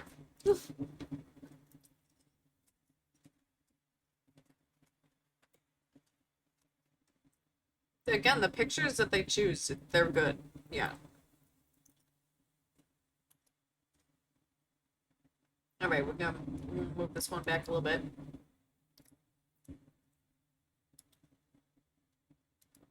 I prefer to stop at gas stations over rest areas. Oh, that's sad. If you had time to listen to the news, one thing you will soon learn is that if a trucker appears in a story, it's a safe bet that he's an angel or he's the monster. There is no middle ground with it. Since we travel all over, we see a ton of kooky things. We meet a lot of strange and unusual people. I used to make jokes that I always missed out on the fun stories, the wild ones with some of the other truckers would mention while at overnight truck stops. Then I had to eat my words in the fall of 1998. By that point, I had been working for our company for going on 3 years. It was my first job since graduating and even getting my CDL license. I was young and eager to see the world, being 27 and without a family yet. It felt like the perfect opportunity to escape the confines of Alabama. I knew my father was a trucker to an extent, but he had passed long before his thought even crossed my mind. It was pictures of him in the different states that even planted the seed inside me. Plus, I knew that if you drove 18-wheelers for a living, the pay wasn't that bad. We never went without, that was for sure. Now, after working my way up to crossing state lines and being gone for days at a time, I was used to this kind of work.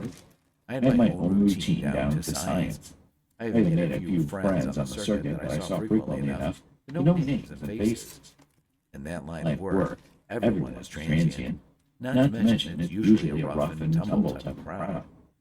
I remember this one night, just because of how weird things seemed to play out. My previous stop had landed me in California, and now that I had finished that load, I had to make my way to Colorado. I decided to pace myself and take a quick stop to finish up some last-minute truck logs and maybe grab a quick bite to eat. Looking at the clock on the truck stop wall, it was nearly midnight. It was oddly quiet tonight, but I didn't think too much of it. Once I had my cup of coffee and a beef stick, I retired back to my cabin and began to flip through papers, using the overhead light as a guide. I don't really know why I looked up, but I did. From the other side of the line, I saw a very nondescript man standing completely still, eyeballing my truck. I couldn't tell if he was staring through the windshield at me, or if he had just zoned out. The lights illuminated him just enough to see that he was of average build, maybe in his late 30s. I hadn't seen him around before. Assuming he was a new guy or someone who just started long distance travel, I left it alone. I tried to ignore him, but I could feel him watching me. It was giving me the creeps. I was still staring out of the lifted cab when a violent knock started on my passenger side. I was a bit confused because not many people would knock on that side, seeing as usually only the driver's side was occupied. I didn't move at first, listening to see if I had imagined it, but sure enough, it happened again. Assuming it was a pal or something, I hopped out and made my way around the front hood, and when I looked up, I couldn't believe what I was looking at.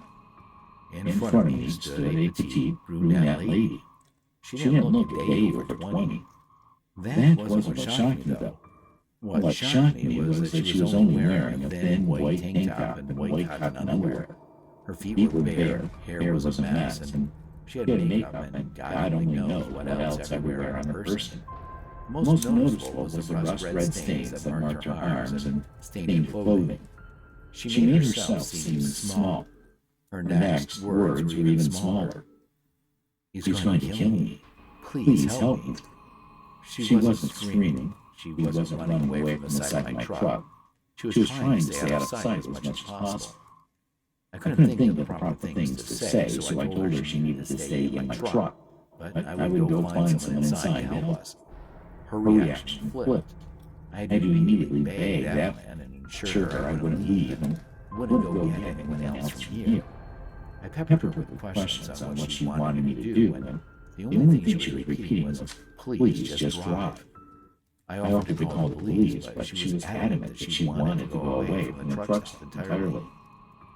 Sighing, I relented and agreed. I turned and peeked around the corner to see if anyone else was still there, but even the weird man was gone. I could see him looking around inside the store through the windows, but no longer outside. I quickly ushered her around and into the truck, shielding her from anyone else's view. Once she was seated, I could see her teeth chattering. Her whole body was shaking. I dug around in the back and pulled out a giant jacket that I kept stored in here for use in the winter and quickly draped it over her. She simply nodded and snatched a hand from that floorboard that she had slid on. In her drive, she didn't speak. She wouldn't even make eye contact. I didn't want to spook her, so I just kept driving until I ended up in the next town and got her to a sheriff's office. You could tell she was still hesitant. I walked her inside and asked for a female officer which one was able to come speak to me. I told her what happened and how I got involved, and then let her speak to this strange woman. I waited for what seemed like ages until the officer came back to tell me that she was taking her to the hospital and I was free to go. I would be lying if I said that I didn't want to stay and make sure she was safe. Yet I understood that I had done my part. I eventually left and finished the rest of my routes without any other surprises. Of course, I tried to follow up the law enforcement agency to see if she was okay, but they kept stonewalling me. I figured it was just confidential and let it go. It wasn't until a few weeks later, after I was home, that it all made sense. I was at the house with some buddies just grilling out. They were also truckers, so I told them the story. My best friend yelled at me from inside the house, telling me I had to see this. So I grabbed my beer and walked up to him in the living room. Lo and behold, the stranger I picked up that night was on the screen. I turned the volume on when I saw another face flash across. The weird man was watching my trunk. From what the newscaster was saying, she had been held hostage after hitchhiking, and she escaped when he stopped to go get food at the station. She had been missing for almost 4 days. That wasn't the worst part. The worst part was that after her escape, they found him. They also gained a confession about 4 other women that didn't escape. I don't know why he was staring me down even now. However, I do hope that the little lady I picked up is living safe and happy Little lady? now with him on death row. Dude, I figured that was it was going to be some variation of that, because I know that obviously there's still plenty of like human trafficking that goes on. I always wonder that, honestly, ever since especially because, like, you know, I've talked about plenty of times. I'm gonna put these chips away too. It's just like the amount of like just stuff like that that goes on in front of people's eyes when they don't know it. Like anyone wearing a like anyone basically under the age of 18 walking around with a backpack on. I'm just like, do you need help? Like, is there anything? Can I help you escape from what might happen to you if maybe you're living the thing that I might think you are? Like, there's a lot of terrifying shit that always goes on, like right in front of our eyes. All right, let me put my teapot over by the sink. I'll put my chips away, and I'll be back right back.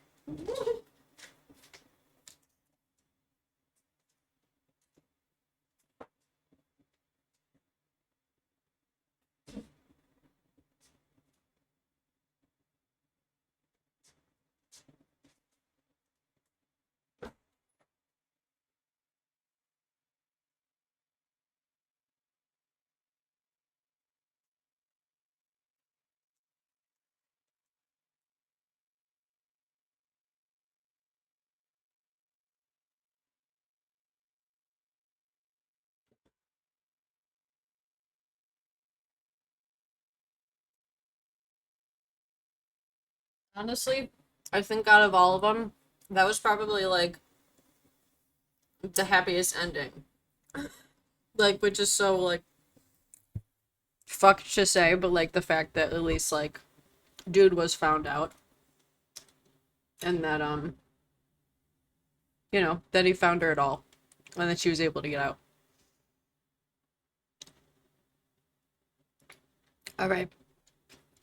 Lower your expectations. We have an ACM one. It's called The Couch. Yeah. Oh, did we even rate the last one? I'd give it like a 3. It wasn't scary for me, but the moral was good and it was timely and important. What'd you all think as far as ratings are concerned?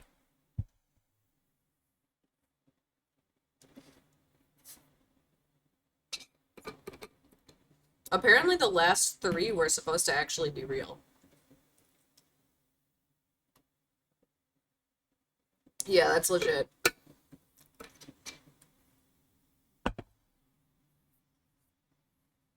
Yeah, for sure. Yeah, that's, yeah. Alright, we got The Couch.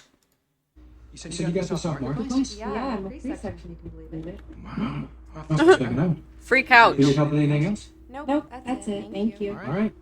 See you around.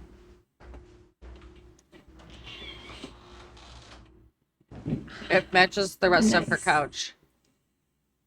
Or was that the whole couch? And they're just moving in the second part?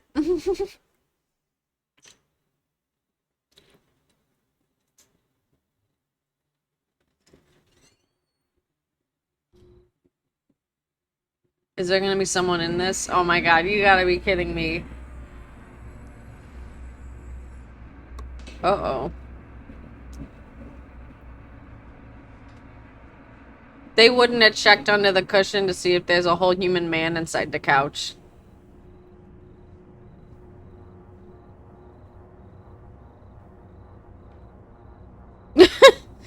Come on, you can't tell me that they wouldn't have noticed that human man.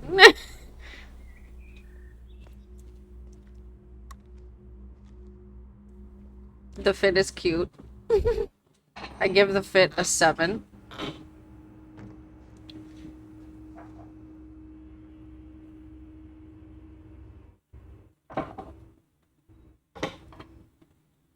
He's just in the cupboard in my mind for some reason. Oh man, I haven't seen that cereal in a while. And there's also no... I know, that's what I would think. They're usually really light, from what I remember, aren't they? It's just so that they can be easily moved. So there's no way that human man would be... You couldn't live in there. But I mean, how much is rent in that couch? So maybe I'll move in. This is just... That's why it was so heavy, yeah. I want in. Can we split the rent, me and this adult human man? He looks like my ex, actually. Like the ex that I was with when I was like in my late teens, early 20s. He looks almost identical. Literally, that might be him. That looks exactly like him. I'm not even kidding. That is ridiculous.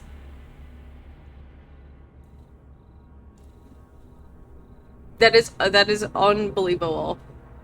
Like that, I don't know if it was just the amount of shadow on his face or what, but that couldn't look any more like him. Oh my god, the fit's in this!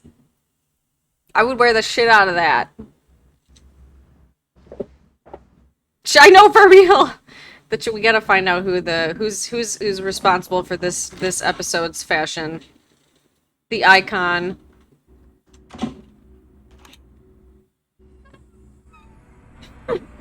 Let's see if he actually looks like my ex. Oh my god! Oh, okay, that actually might be my ex. Like, I'm not even kidding you.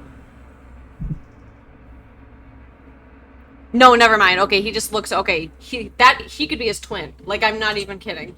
Oh, you meant about my ex. Check the credit, not for the fashion, but about to see if it's my ex. Yeah, okay. It's unreal.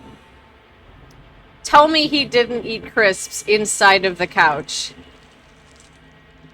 Am I British? Why did I just call them crisps? Oh my god, he ate an entire bag of Ruffles inside the couch? Come on.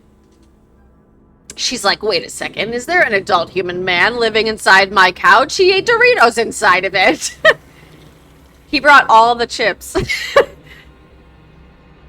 That isn't a... bro.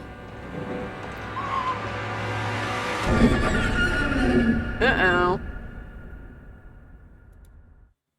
Well, don't go on Facebook Marketplace. That's the moral.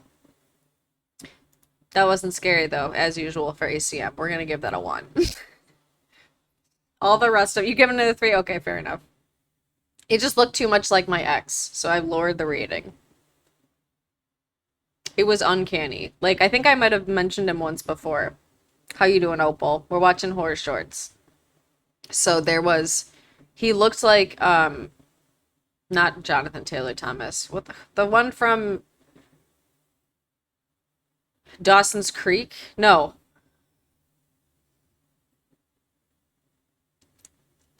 Timothy Taylor? No, that's the fucking... it's not a Thomas, my brain. Come on, work with me. I can't remember his name. Horror, eek. I can't remember what he looked like. I don't remember I don't remember the celebrity's name. She didn't recycle. That's true. A 1. I'll give it a cookie for the attempt. Cookie out of 5. We are so excited to be partnering. All right. Next up, what do we got? Oh, another ad. Okay, we got one by Alter. The last one by Alter was pretty good. Okay, so we got Good Night, Darling. Ooh, the picture is... Or wait, no, that's the next one. Okay, so this is called Good Night, Darling. And it's by Alter. This one might actually be good. Oh, I gotta switch it. There we go.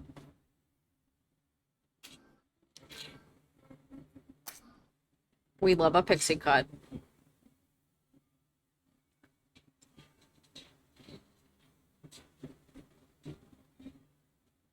Nail polish. I don't think I cut it. I forgot to check the credits to see if it was my ex. I'm just kidding. I don't think it was. But it really looked like him, though.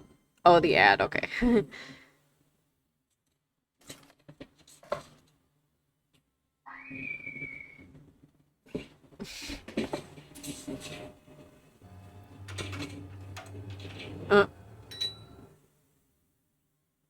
What was that ding? What are you doing? Come on, we have to be afraid. No. Okay. Hey. Oh, it's just a kiddo.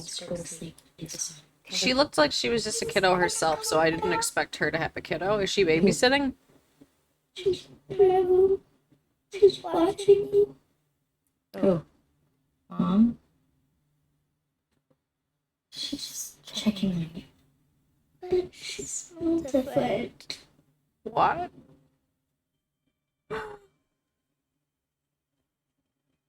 Just because things aren't the same doesn't mean one's different.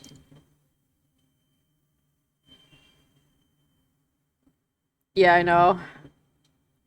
Sometimes they're really good, though, the kid actors in horror movies. Other times it's bad.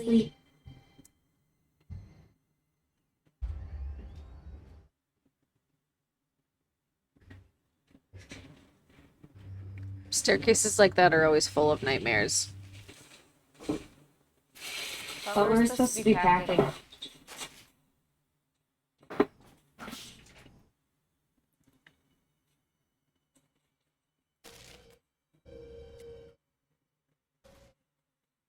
I didn't hear you come home. Mom. You scared Elena. She was having a nightmare.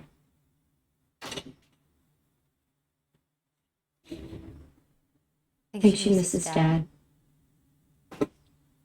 Your father will be home soon.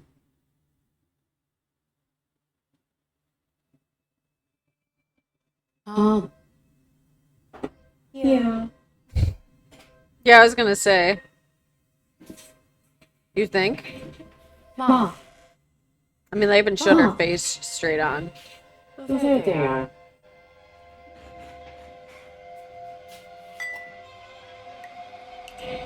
Blood? There's just meat in the cupboard. That's not where meat goes. Everyone's gonna get salmonella. Honey.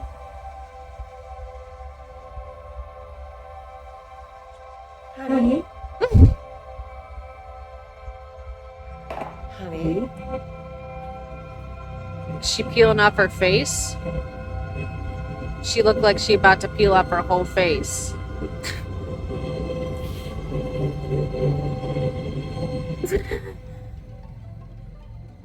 Her ear. Oh. She said her mom smelled different.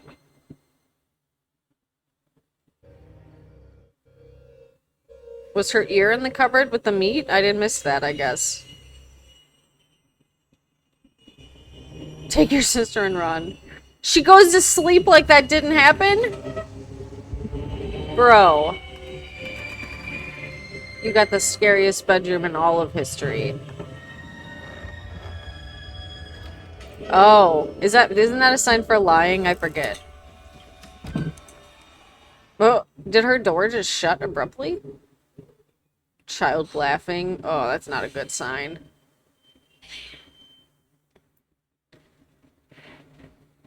Is that her dad? Yeah, I think you're right, though. She was just kind of doing something weird to her face. Somewhere in that vicinity. I'm a little bit confused. Oh, God. Oh, what is that? That was like a whole... Oh. So that was for sure not her mom. Ooh, that's upsetting.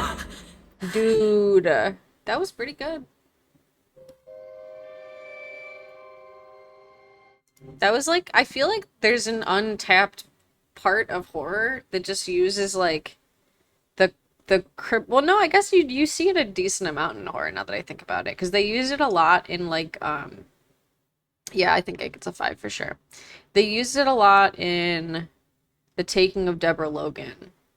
Just like the hunched over naked body. Like that literally just like being creepy. Like that's classic horror. Like you really don't need any other like little fucking bullshit graphic face or anything like a lot of these things try to do. You just need that. What was filleted in the live? I'm not entirely sure. Alright, next up we got The Smiling Abomination by another new one, Cosmic Films. But yeah, that one I think gets a 5 for sure. Had me a little confused though. Oh, filtered? Oh, I don't know.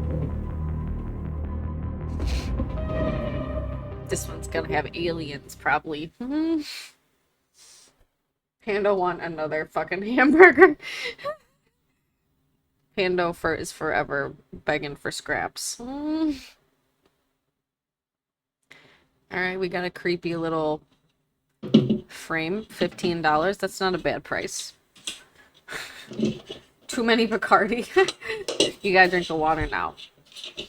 Eat some potatoes about it.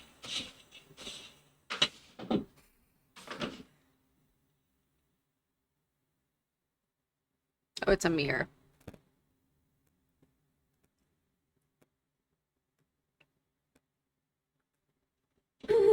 Wow. That was very Wario of you. Wow. What's gonna happen with this mirror?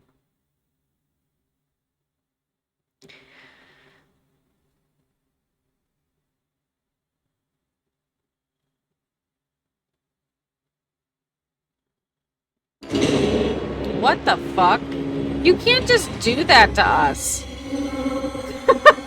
What happened just now?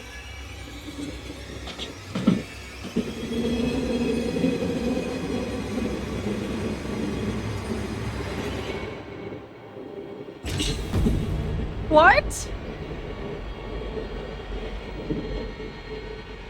Oh, the guy's inside the mirror. Okay. He's trying to break it. Bro, you better take that mirror back. $15 for a whole demon. That's a pretty good price. Even better deal than I originally thought. I thought it was just a frame before. Then it's actually a mirror. That's even better price. Whole demon inside. You would expect that would run at least $50.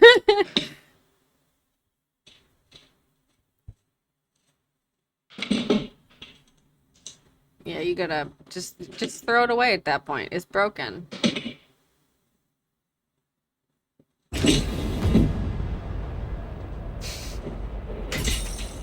Oh. You should have thrown it outside. If she this all could have been avoided probably if she would have just thrown it out. Yep, now it's in her garage. She could have just thrown it out by the side of the road. And then the demon just would have been outside. Oh yeah. I don't think I've heard of those. Oh, AI. The savings are demonic. That was perfect.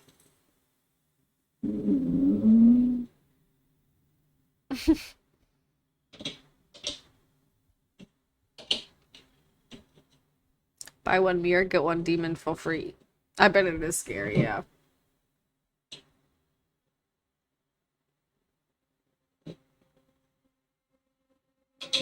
There's gonna be a demon behind that blouse. Oh, that's deeply unsettling. Yeah, that was scary.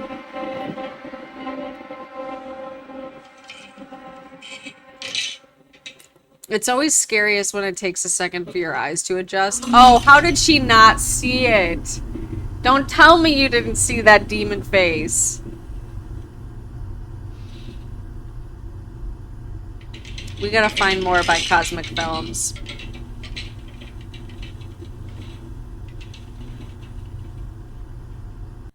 I used to have that exact same dryer rack.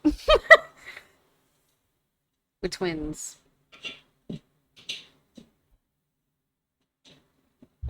They always be doing shit like that. You can't close it? Because is there a demon foot in the door? Is that why you can't close it? Because there's the demon foot? Oh, I knew it! That's actually why. Oh, shit. Bro. I don't like that. Eat.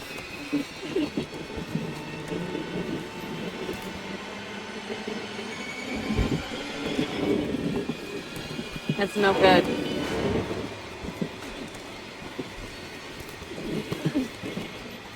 Oof. Is he gonna put her in the mirror? Because I guess we think he can do that in this universe. A parachute.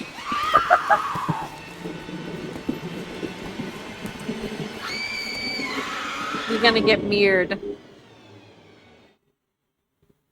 Well, shit. We know that he put her in the mirror.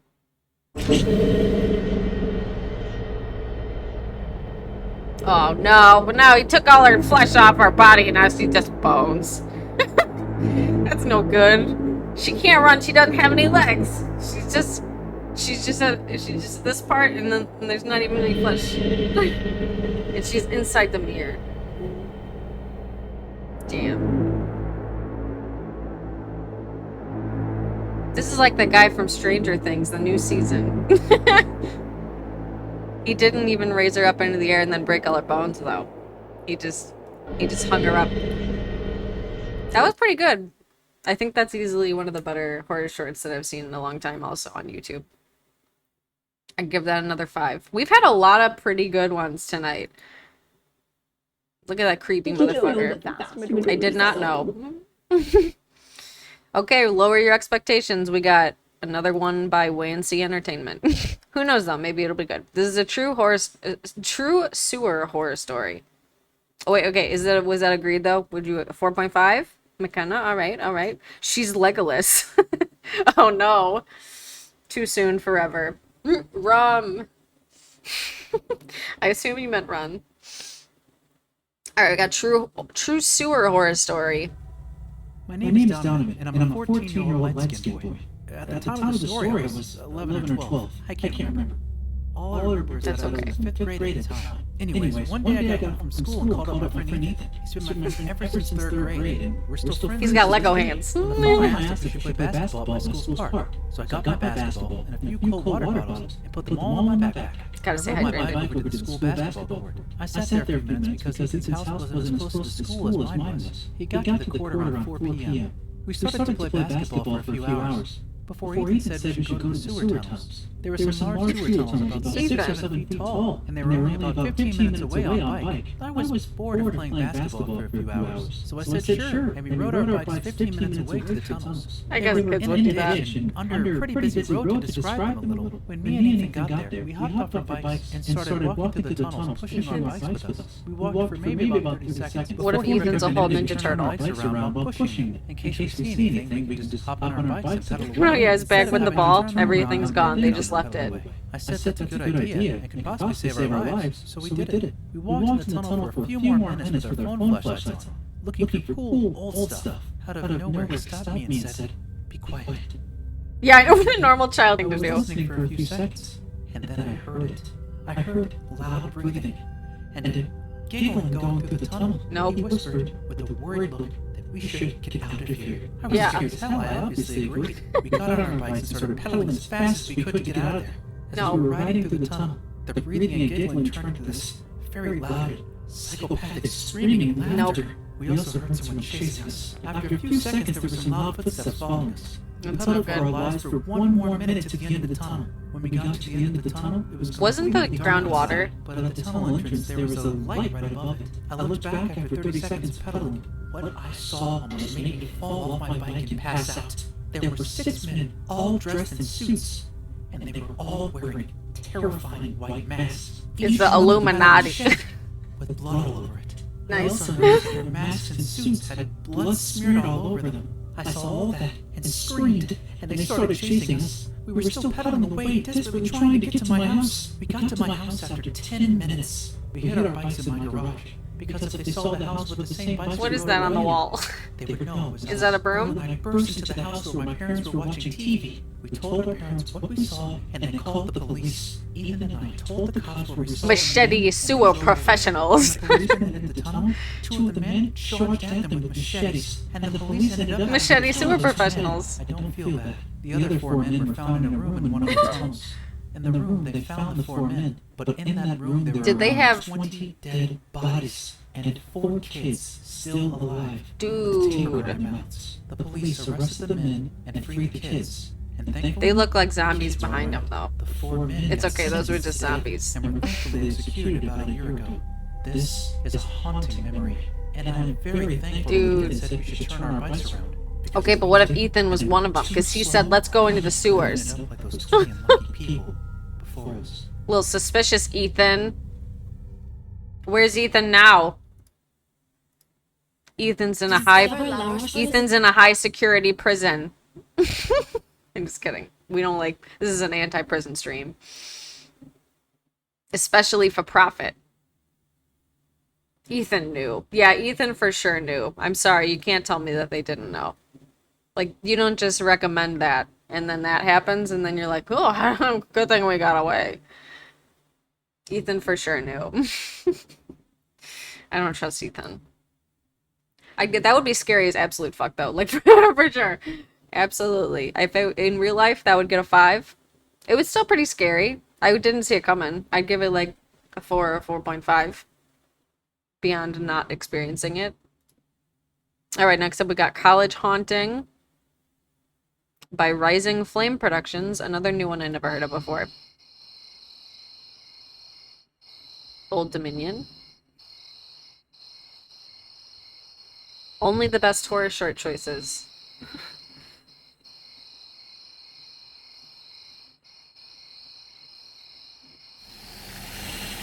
This looks like Every Campus.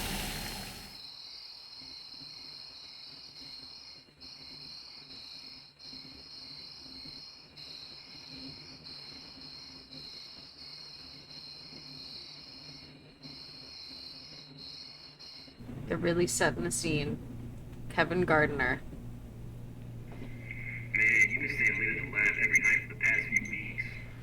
Well, yeah, I gotta finish writing this paper. I hope it gets accepted and published in the journal. I hope so too, Kevin.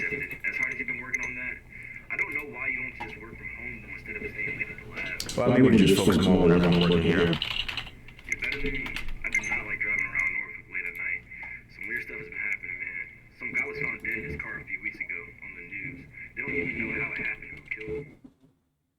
Dang, I didn't even hear about that. Well, I mean, I've been working here for some years now, and whenever I leave work, I just go straight to my car and stick to the main roads whenever I head home, so I'll be alright. I'll just be careful. I didn't hear what he said. Well, I'm actually about to head out now, so I'll talk to you later. I'm assuming it's something spooky, though. What is that on his screen? It looks like a purple ghost.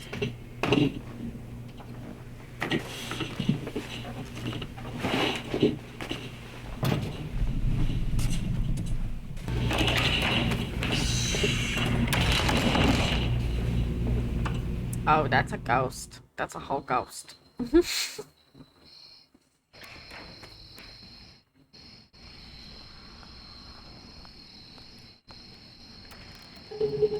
Oh.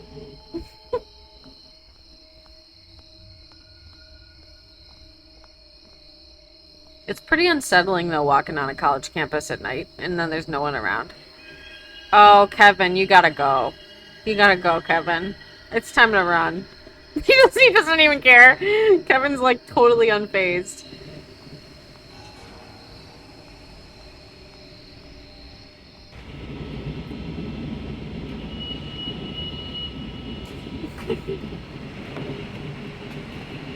Uh-oh. Kevin, what is this? It's in a wedding dress. Oh! For a not very scary monster, that was actually pretty frightening.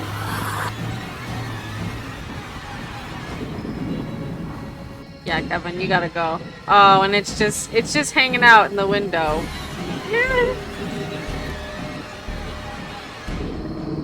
We got the very pointy, spooky sounds. Yeah, get out of there. You gotta work at that place instead. No more grad school. It's not worth it. You think they're gonna be in the back seat?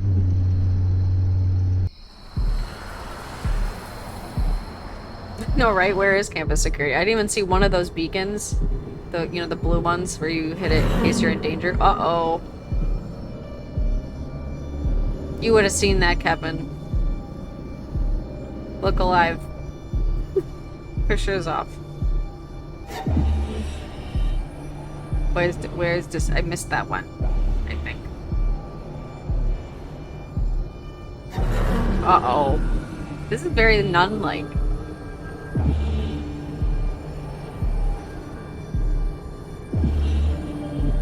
I've surprisingly never seen anyone do this. Very creative. Where, like, they're continuously driving, but then the creature is, like, there. Maybe this is too long, though. Like, it kind of ran out of its spook factor. It did not it just climbing up the back of the car.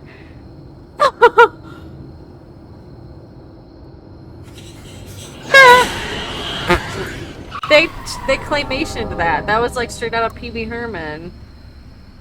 Pretty clever.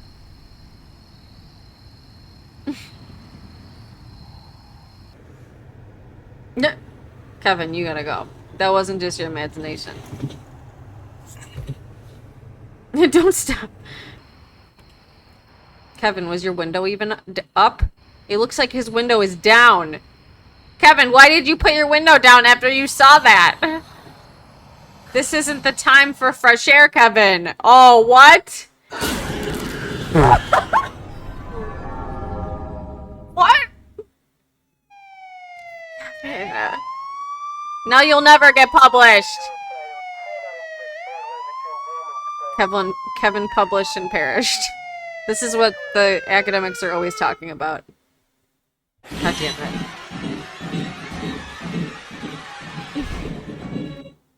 I'd give that like a 2.5.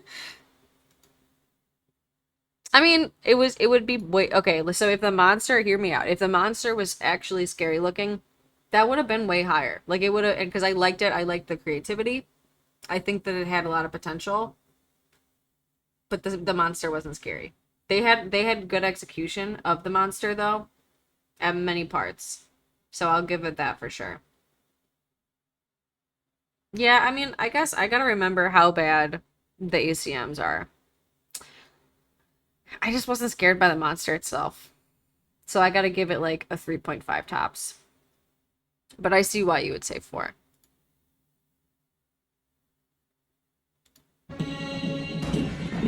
Okay, hold on. Let me pause to a specific place. This is my reasoning for why I'm not giving it any higher.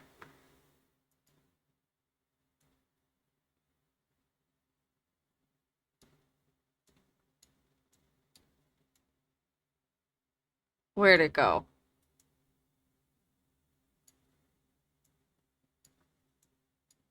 Oh, is it not gonna let us see the picture? Right here. You see that? That's not very scary. The jump scares were good though. Like it was otherwise it was good. But this just looked kind of low quality. This part right here. 3.5 though, I think that's honest. All right. We only got a couple more. Ooh. they really did it in the little picture. All right, next up, I think we only got a couple more. We got cat calls. This one's a little longer. I think I remember choosing this as one of the... Oh, because there were a couple over... Yeah, so we got 4 more. I'm trying to remind myself because I always, like, end up forgetting which one was last. So this one hopefully will be good. I figure it'll be a critique of patriarchy. We'll see. It's called Cat Calls. It was at Screamfest, I guess. Yeah, the claymation was probably good. Yeah, we should look at that. I wonder if I just couldn't tell. Because maybe I just didn't get like a very good look at it. Where is it? I think it was after this, right? Yeah. Where is it? I swear it was like right there. No, it was close. Oh, wait, no, okay, so that's like between his legs. Wait, so that was it was before.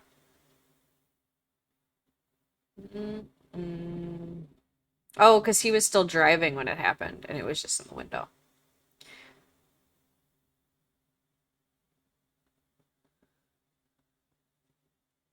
Well, that's too far back. Oh, so maybe they just don't show it in the thing.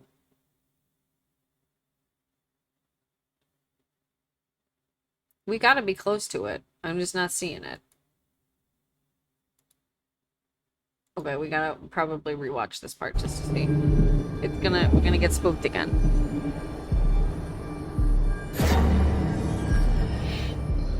See, like the use of sound. Oh no, it's before this. So it was farther back than I remembered. No, but it can't be like that far back in comparison because it was after this. In the car garage.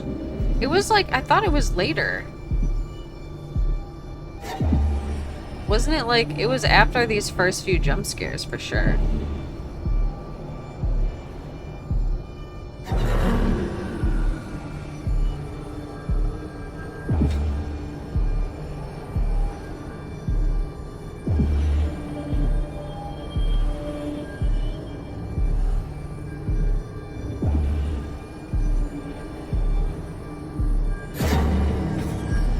Because I think this was, and then I said like, oh, it's taken. Oh wait, maybe you know what? Of course it was after this. What am I talking about? Because she wasn't up on the car until like right now. Yeah, and then and then the hand. Yeah. So it's like now. See?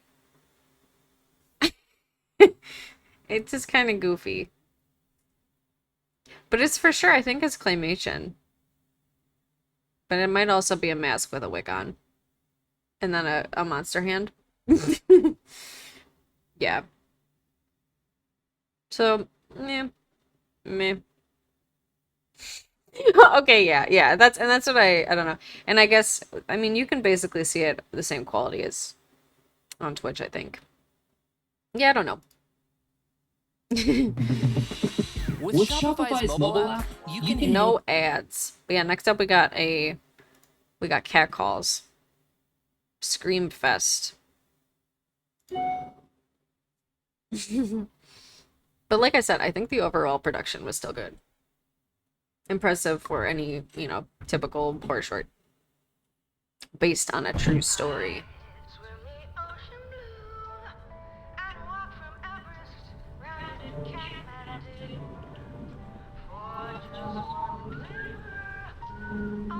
I hope that this is gay. It has a vibe like it's gonna be gay.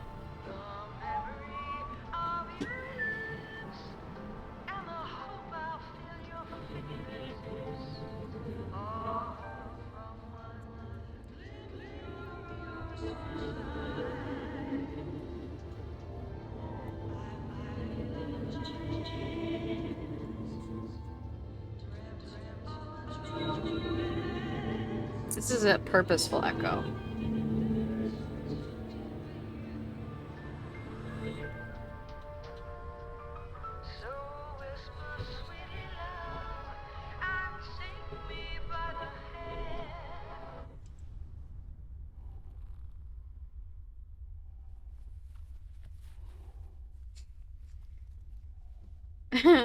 So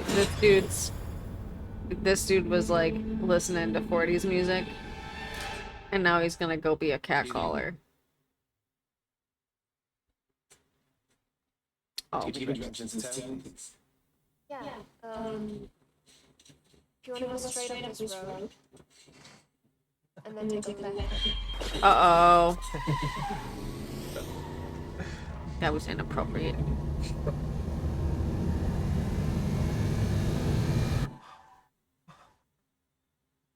Oh God. Well, it's the patriarchy. God, I know I mean, there was one time, I forget if I wrote a poem about it or not, but an old dude literally drove up to where I was pumping gas in like a pickup truck from the highway. And I was like, are you fucking serious right now? Like, I literally yelled at him profusely until he left.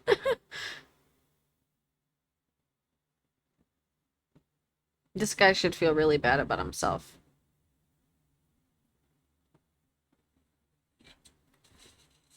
I wonder how this is gonna turn, because I feel like this is at a movie festival, so it's bound to get like, I feel like it's about to get real vengeful. Like real quick. Oh God, I'm so sorry.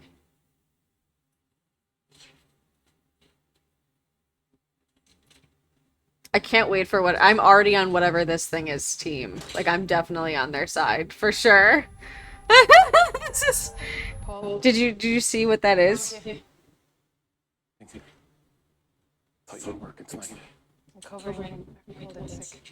Wow. He's like, yeah, I'm just a piece of shit. I can't wait for him to get whatever's coming to him right now. This is gonna be great. What is that? I'm sorry. Are you okay? Are you hurt? Oh, I'm already late for work. Can you call the guards for what's your name? Maze? Maeve? The captions. I know, right? This is gonna be great. Like, as soon as I saw this in like the lineup of choices, I was like, this is a little bit longer than what we usually watch, but I feel like this is gonna be really good. Look at all those knives. The kitchen is aesthetic, though. Well, I rate the kitchen like a 6 out of 5. Yeah, the knives, they're very there. Very visible. This is a very professional kitchen setup, like inside of an actual like professional kitchen. Wait, so he just left that strange person that wasn't invited to his home Just in the foyer? In the foyer? And they're just crunching around over there? Sounds like... Did she just get... Why? Okay, but come on, creepy little thing. Why would you do it? Why would you hurt her? She didn't need... She's just a casualty. Oh, that wasn't the cat. Oh my god, that was brilliant. Did you see what they did there? I've never seen that. Yeah, it's in the house. It looked like a cat, though. This is fucking awesome. Oh my god. This is about to be the best. Oh my god, thank you. You're back just in time with the ice cream. This is gonna be fucking cool.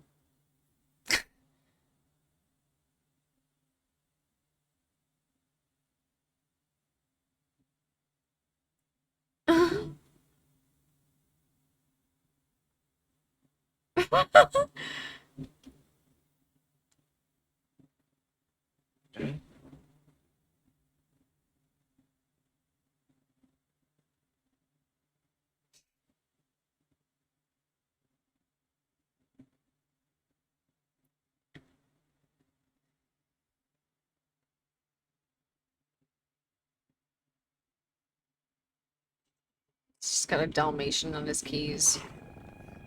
The purring. Oh. Oh shit. You called. Your car isn't gonna save you.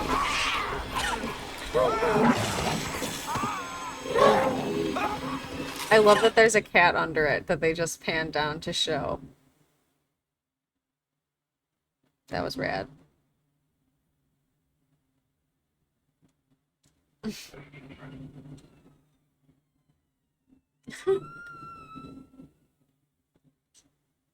That's her.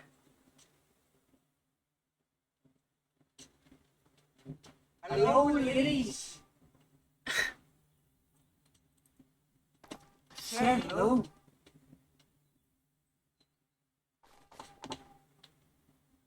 Fucking dice. I said I wanted this to be gay. Not that way, though.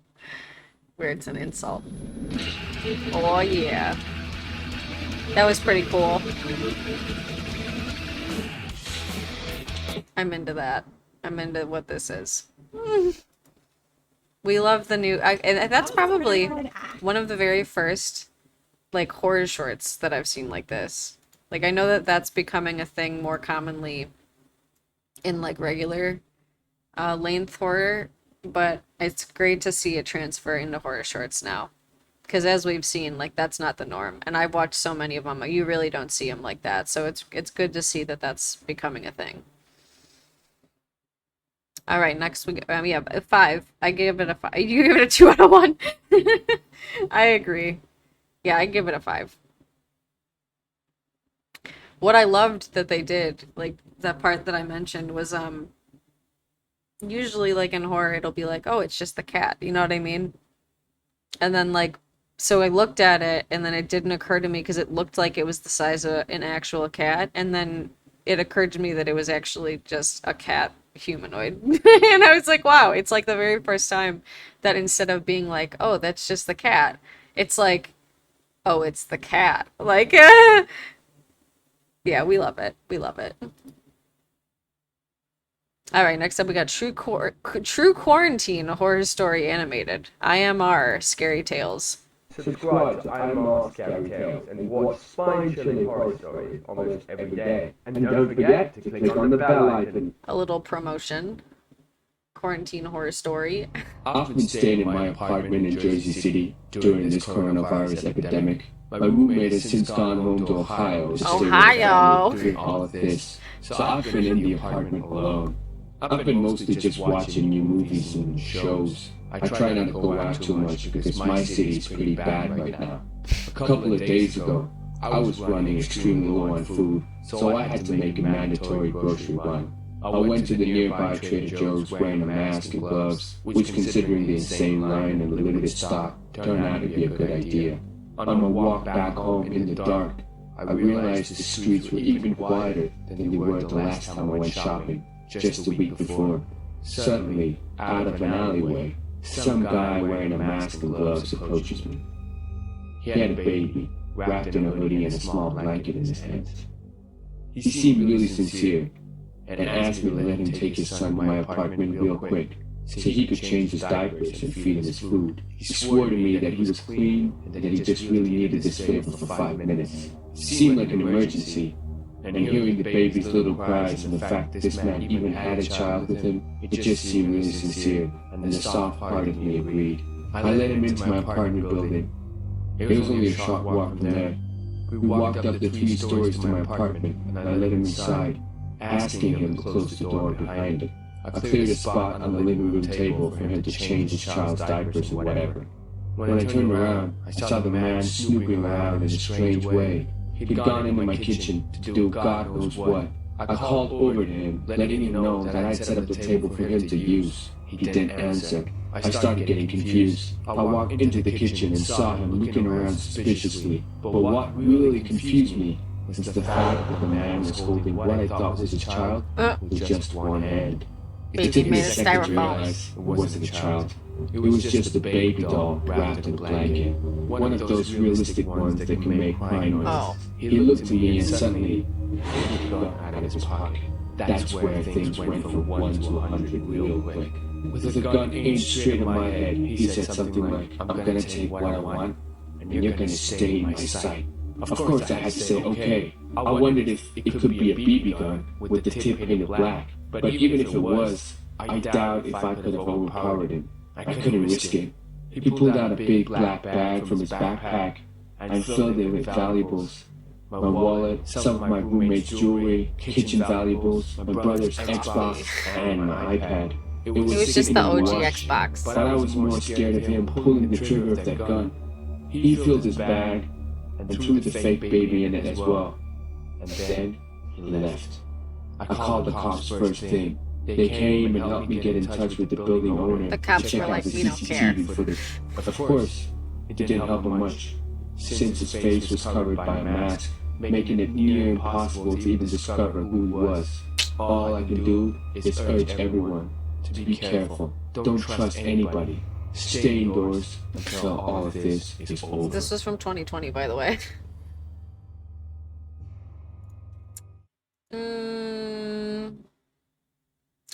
I wasn't scared. I'd give it like a 1.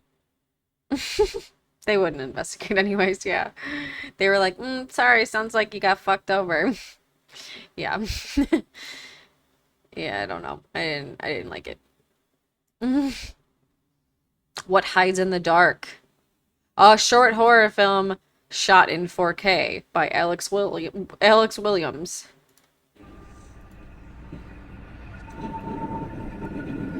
Oh, what is this? Its eyes are oranges. Or no, pineapples.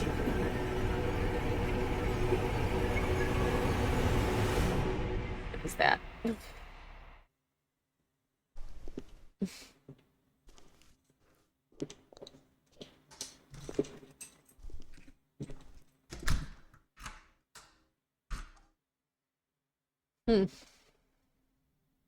In 4K. Oh, it's the owl.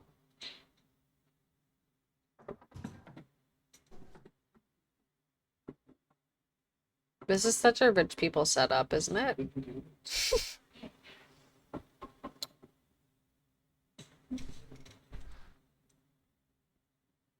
This is very rich people house.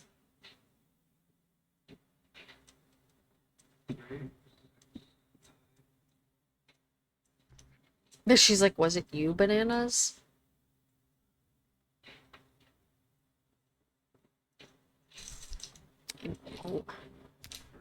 In orange. Oh. You're scaring yourself. Just dump all the fruits into the bowl. Oh man, you dropped one.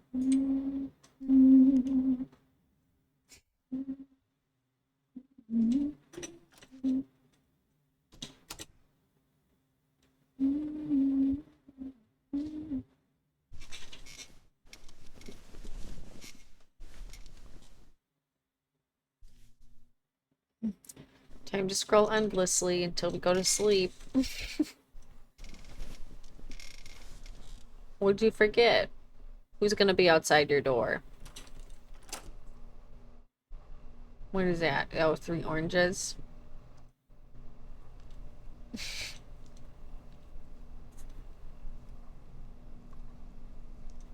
So 4K. I can see every pore of the orange.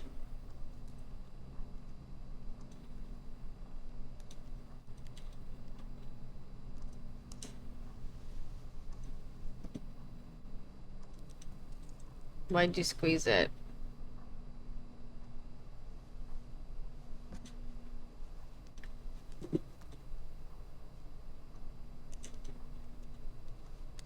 Kitchen. Just in case they forget. What did I miss? What, did I miss something? Oh, this guy. Okay. Yeah, it's time to go. You gotta leave.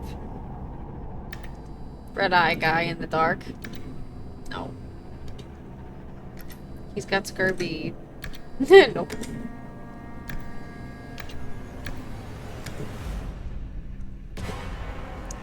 Uh-oh. What a relief. And he's picking up the oranges. He's gonna juggle.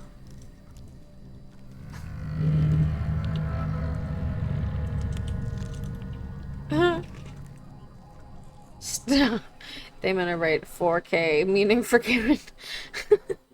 This is Karen. Oh, damn. You know, why are you throwing all the fruits at... Uh-oh. It's not just fruits anymore. Damn. That was... Whoa. They made an impact. Damn, Karen. Yeah, he's got scurvy.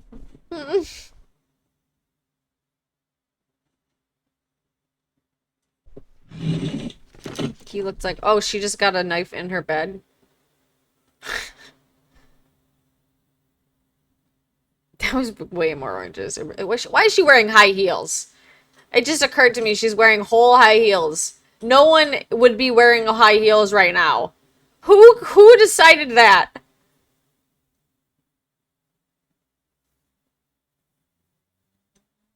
You can't tell me any... She literally got into her bed. Was she wearing those high heels in her bed? No. What the fuck? I am... What? Yeah, she finally takes off the high heels that she wears in her house all the time? What?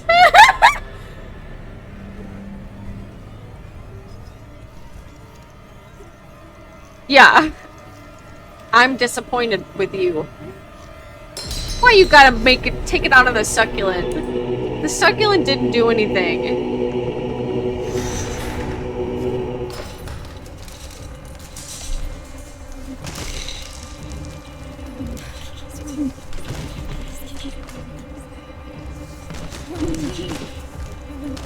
Girl.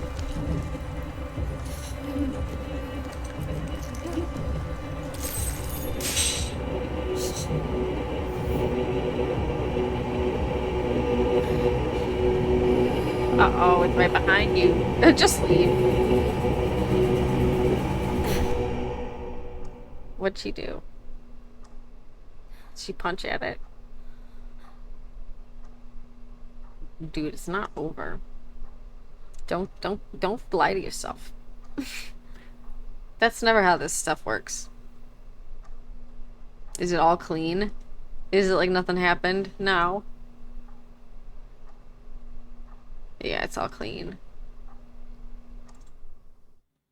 Karen, you're getting duped. You got duped.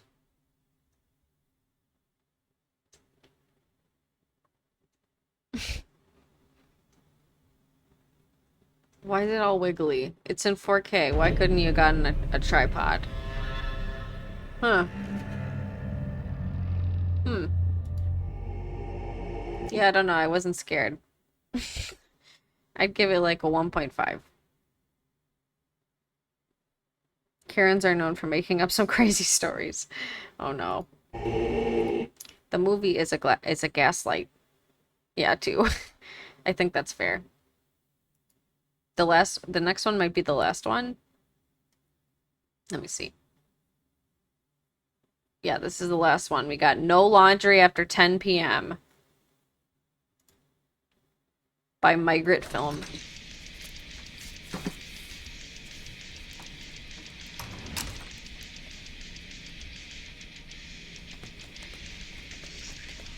This hallway is very back rooms.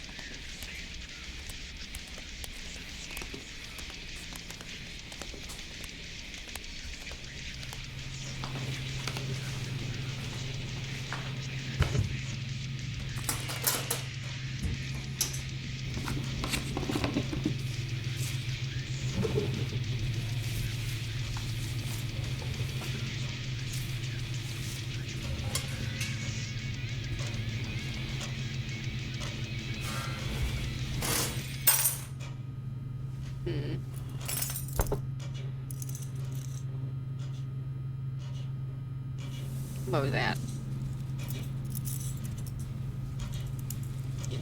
What's that? Is that a sock? Is there blood on it? The fuck is that?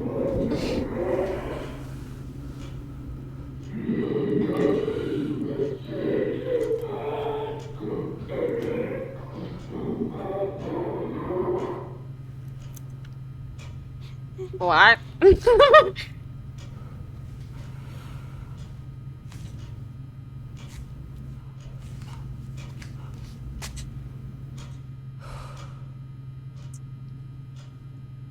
No laundry after 10 p.m.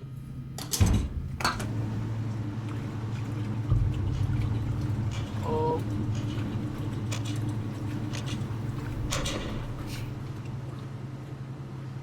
The time just stops.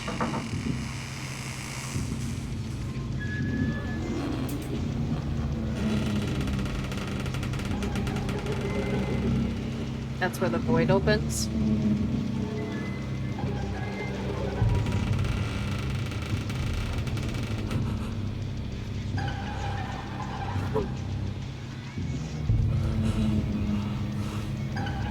Is that a portal?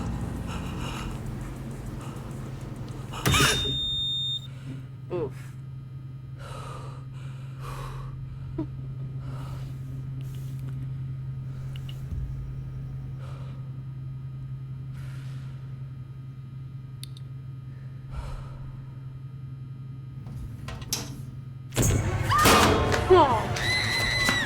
Your clothes are gone. I've used one of those washers before.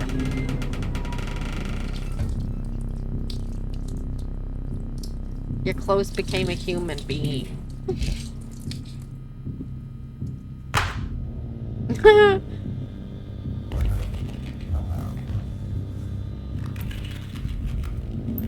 Oh.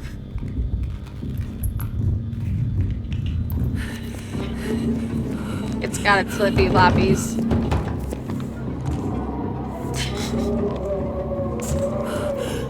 Is it wearing her clothes?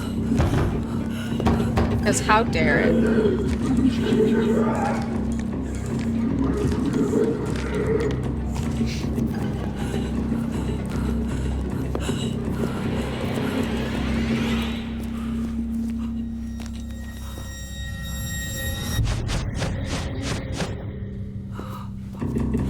You can't get in.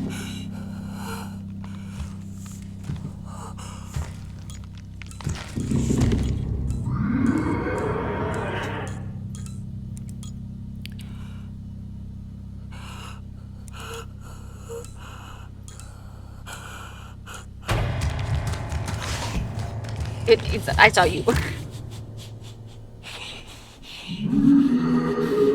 gonna be right there.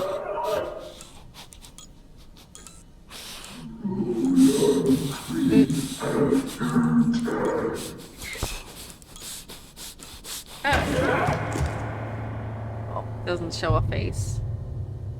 Entry after 10. That was their landlord. Why not bang on doors? That was their landlord. We love a good creepy footed king.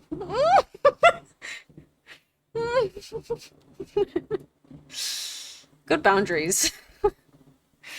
Alright, y'all, that was all of them. What a good night of horror shorts. That was easily the best night of horror shorts, I think. Like, as far as the quality of all of them, definitely the best so far. No questions about it. Almost all of them were over a 3. At least in my memory. It might not actually be that way. It seemed like a lot of them were good. Like, a lot of them weren't like, oh wow, this is, I mean, obviously the ACM ones were bad, because that's just that's just nature. But the rest of them, they were pretty good. Alright, time for me to wind down with my little snacks. The scariest organization of all time. I tried to get a selection, like I said, of not just like the animated ones, but the live action ones, and then I just choose spooky stories. So we'll stick with that program. Hopefully the luck will stick with us. Oh, I almost forgot to say too, I guess I should probably show folks to this. So I changed my schedule because I'm in my asynchronous class. I changed my schedule. Oh, it's us. It's us right now. I need to mute myself. So basically, this is the schedule now. It's just Tuesdays, Thursdays, and Saturdays. So we got Let's TikTok About It Tuesday, reading, and then horror shorts. Because I gotta focus energy on the asynchronous class, at least for the next 6 weeks, and then writing the book, and potentially doing Uber Eats. I'm gonna be an Uber educator, because the corporate education doesn't pay us enough to live. So I'm probably gonna have to do that, unless I get my retirement check. We'll see. But at least for the next week starting, I should be trying that just to make sure that I'll be good. So, gotta do what you gotta do. It's some shit, but it is what it is. Anyway, I wanted to update you so you know. It'll probably up the average viewership anyway. Because I was kind of fucking myself over by streaming every day. And then, like, no, it's not like everyone, like, there is no reality in which the average viewership of a Twitch is going to stay consistent every single day of a week. So I think it will be both more manageable and probably more beneficial generally. So me too, Lady Fox.